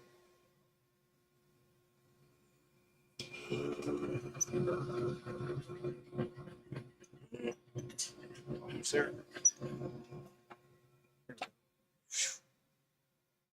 Something fell. What ifs? All right. Gotta grab the air compressor.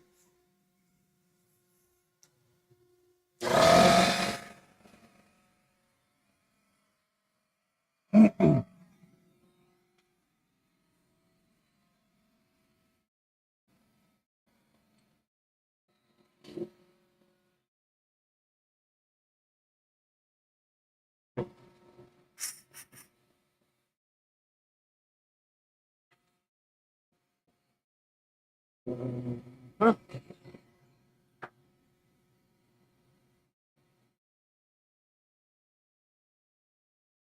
Yeah.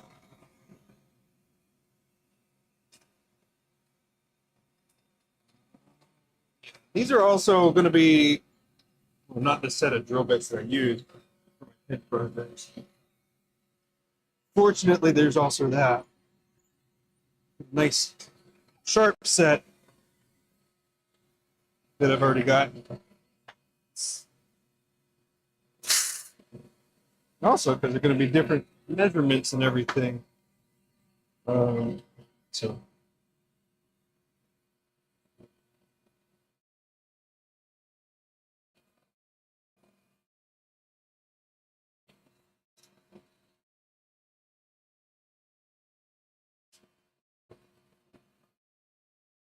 With that, with this.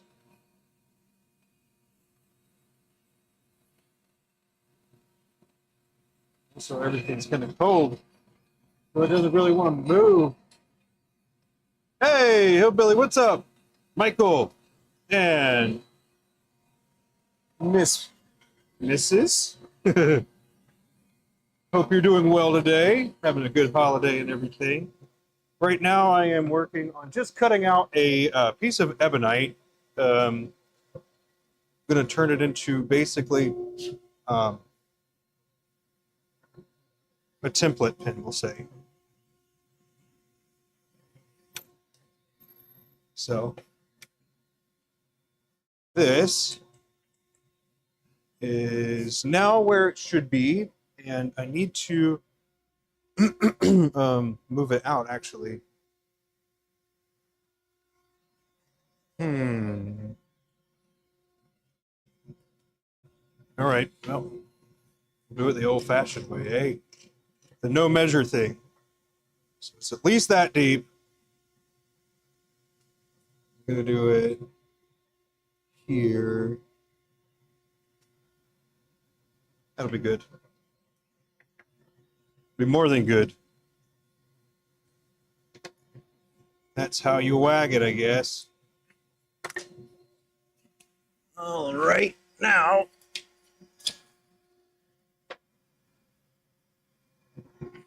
There we go. Here's our cut. Now, it's going to go to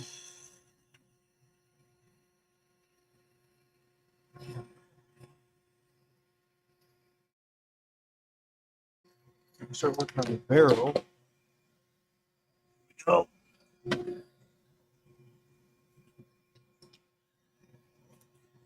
So, cap is done. Probably need to make some adjustments here and there just because it is an ebonite. and a little bit different.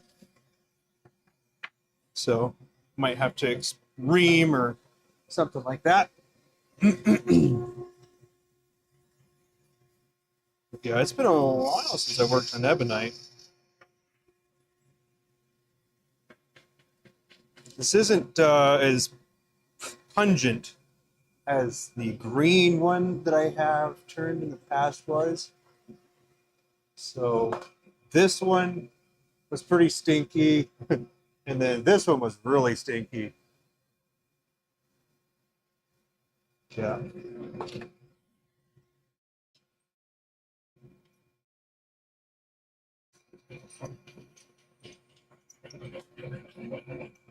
But now we're turning rubber. It smells like a tire shop in here. In case you were wondering. Smells like a tire shop.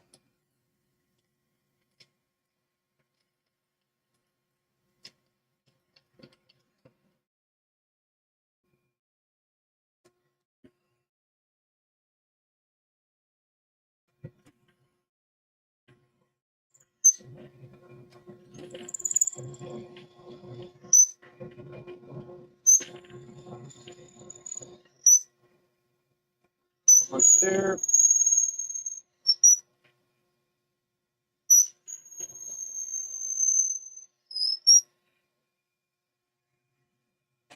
Okay.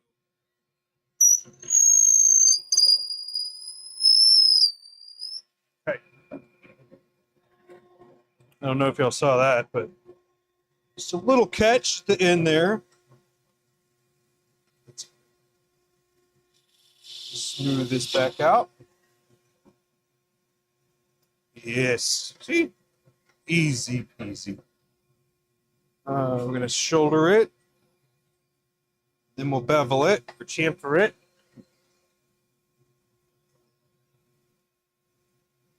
Man, everything feels like it's not wanting to slide how it usually does. All right. Shouldered. Beveled.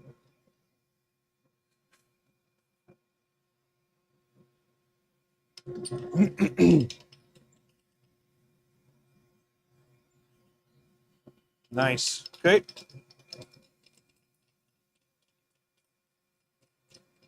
Yeah, you're right. Freehand and wrists. Yeah. I mean, it's calculated, you know? It's a quick fix if I do happen to mess up a little bit. So, calculated and worth it. Right, power feed. Right, got plenty of depth there for my section. Okay, clear that out. Swap out with my cutter, tenon cutter of sorts. All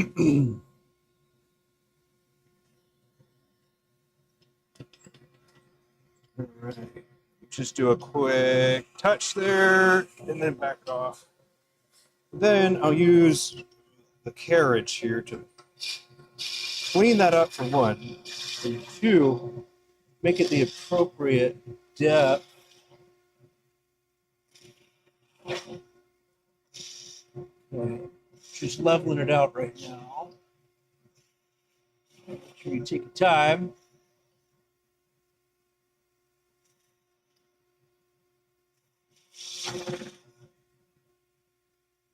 Okay. Huh. So, looking good, looking good. Let's see. I reckon we'll just hope that it is the correct size. Like I said, this is a practice one, but probably not what you're thinking for. Okay, so we'll do a little sand in here to level it all out, get it nice and yes, there we go. All right. Move that. Now I'm going to get my placeholder.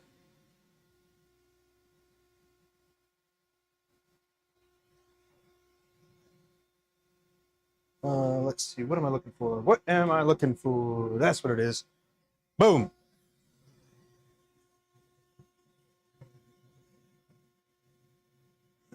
Huh? Boom. How does it know how fast to feed when it does the threads? Well, when you're doing the threads, you actually have a different cutting tool, and then you would change the gears in the spindle over here. You change the gears, and then you would actually engage it, let it run, disengage it, and then just kind of run it like that. But for me, I use taps and dies. Um, and so when I'm doing this, it'll go until it hits, and then I'll let it go. Then I'll flip it in reverse and then undo it. So now we got our threads. A lot of people are not on board with power feeding like that, but that's okay. A lot of different ways to do it, we don't need to do anything else really with this. So we're going to pull this out. I got to find out how long this is when I put it with the cap. So if I had the cap, that would be a pretty good thing.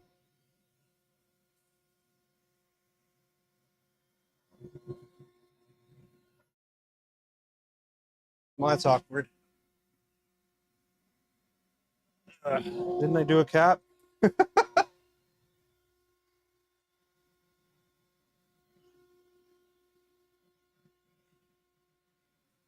Yeah, I don't do the cutting like that typically. Um,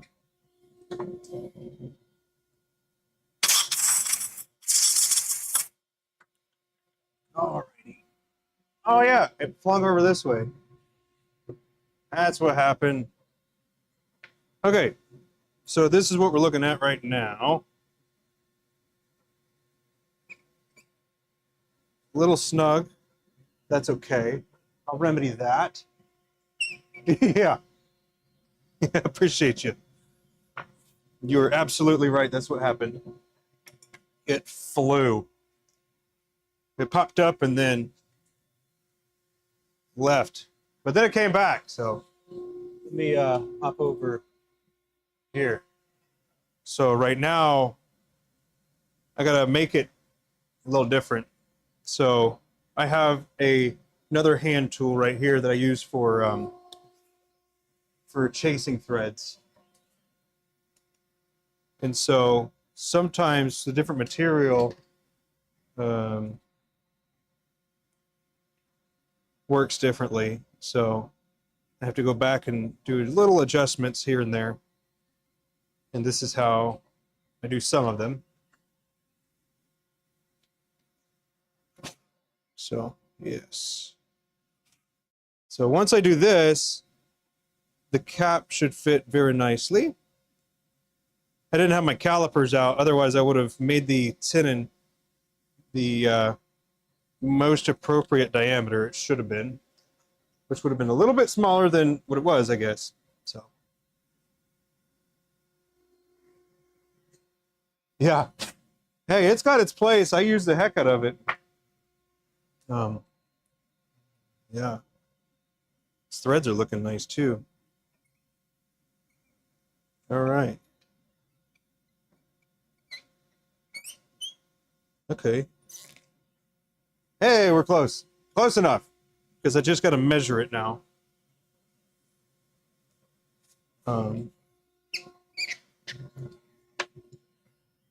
Hey. So I guess we're going to do it like this.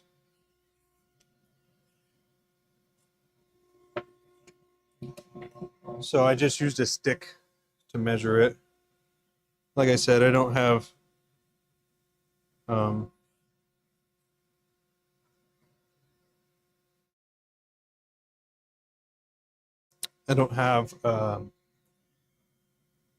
calipers out here for some reason. Okay.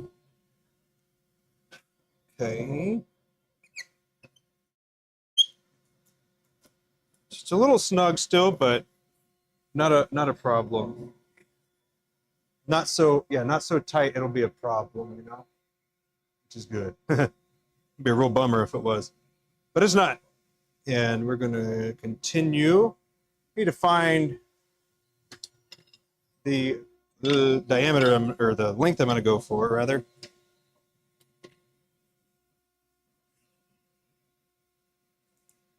And that's it right there. So we're actually going to cut it a little bit back because I think if I really wanted to, oh yeah, yeah, I gotta go cut this right quick because there's enough to use a section. So, but I'm not going to make a section right now.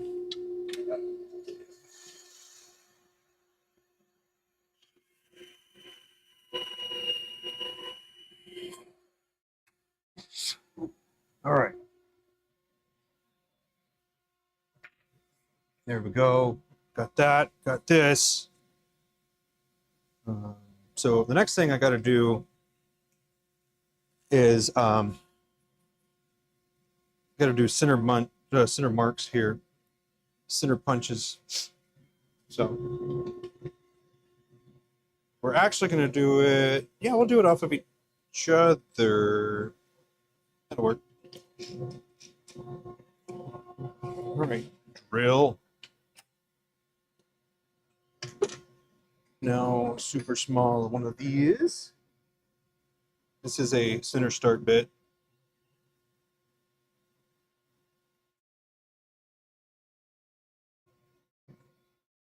So I need this so I can run it. See, that looks a little wonky. I think we're going to adjust how we're doing this. I'm going to do it with our mandrels instead. Didn't like how that was turning in there. Oh, sorry. Hey, come on over here.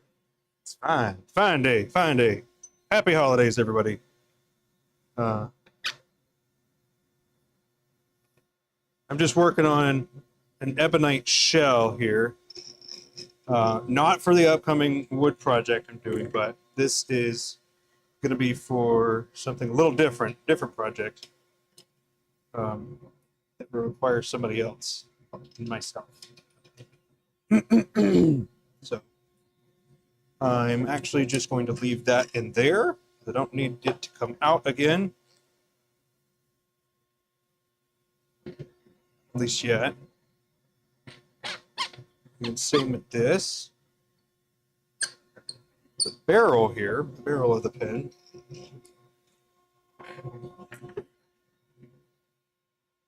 Okay, so we're going to try to have it as straight and flat as possible. This is going to be where it's going to deviate from.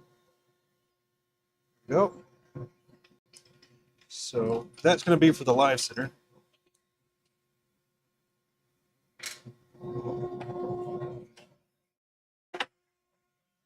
Okay.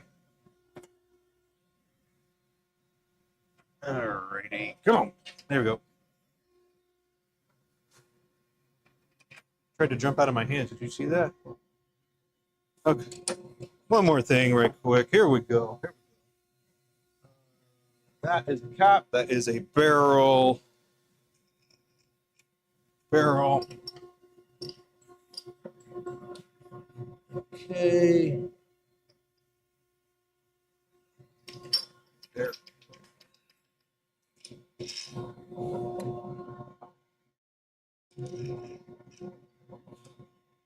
Right. Barrel. Now this here. Gonna have to use the vacuum. I'll switch views here in just a second too. That way it's a large view on here. Okay, we're good. In place, set, locked. All right. Let me turn Morty off and turn the vacuum on. But we're getting there. Almost there. Vacuum. Sorry. Got to get that too.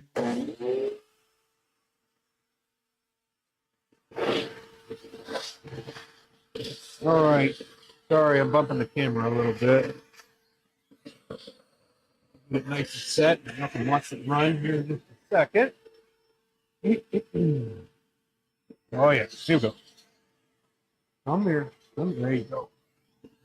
All right, so everything's locked in place. We're going to get the lathe going, and then we are going to run it.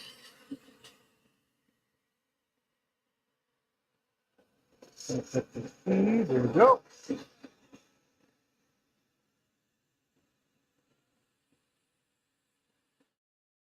Definitely don't want to run this all the way to the end, otherwise it will break. So I'm going to run it mostly. We got the size that we're going for, so we're going to disengage the carriage, and then come back. That's it. So that's it for that one. Very nice. Very nice. Okay.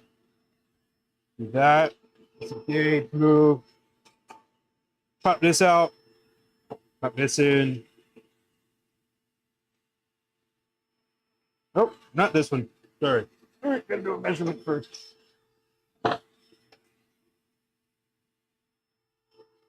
Okay, that's good.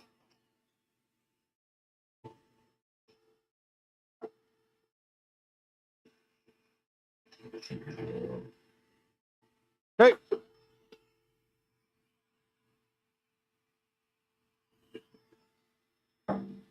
Okay, lock it in place, get that engaged, get it going, and then we're going to engage the lead screw here. There we go. We're moving.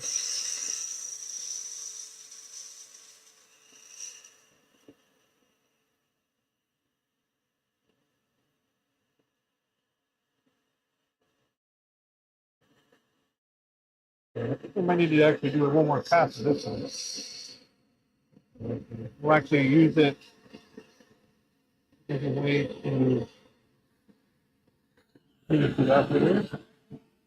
And run it again. So since I'm taking small bites here, a little bit in time, not worried about it chipping out the end. But otherwise, if you were taking a big old chunk out, you would worry about that. All right, one.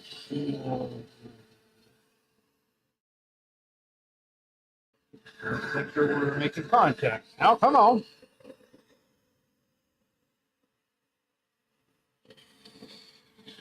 Come on, Matt.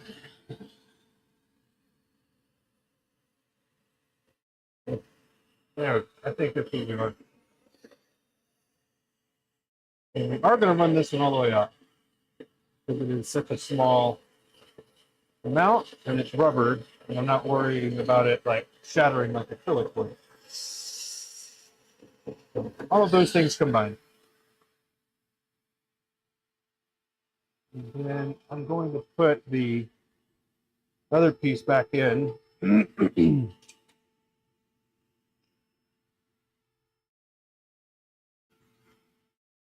don't need to take that out right now. Okay.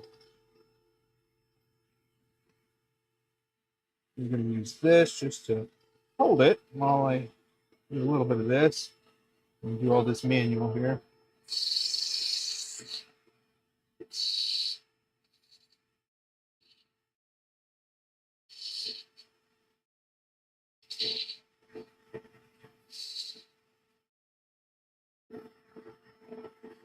Okay, let's take a look at where that is sitting. We are going to come back and actually run it one more time. Make sure we actually make the contact here.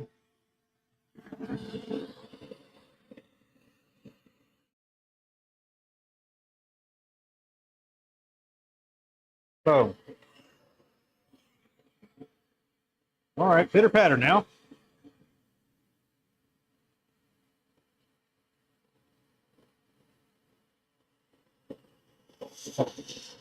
Good. Now, go back this off. I'm going to measure this one more time.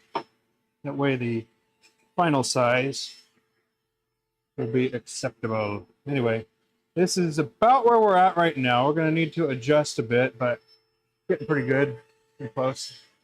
Let me go ahead and clean this up.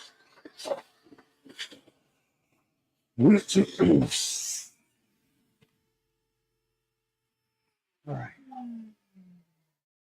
right. Crap. I need the vacuum a little bit more.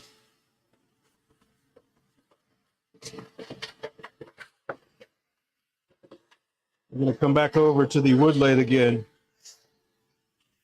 just so I can get like a little bit of a taper, and then part it where it needs to be and everything. It has the appearance of a, it has the approximation in size and everything that it's got to be. Right. Let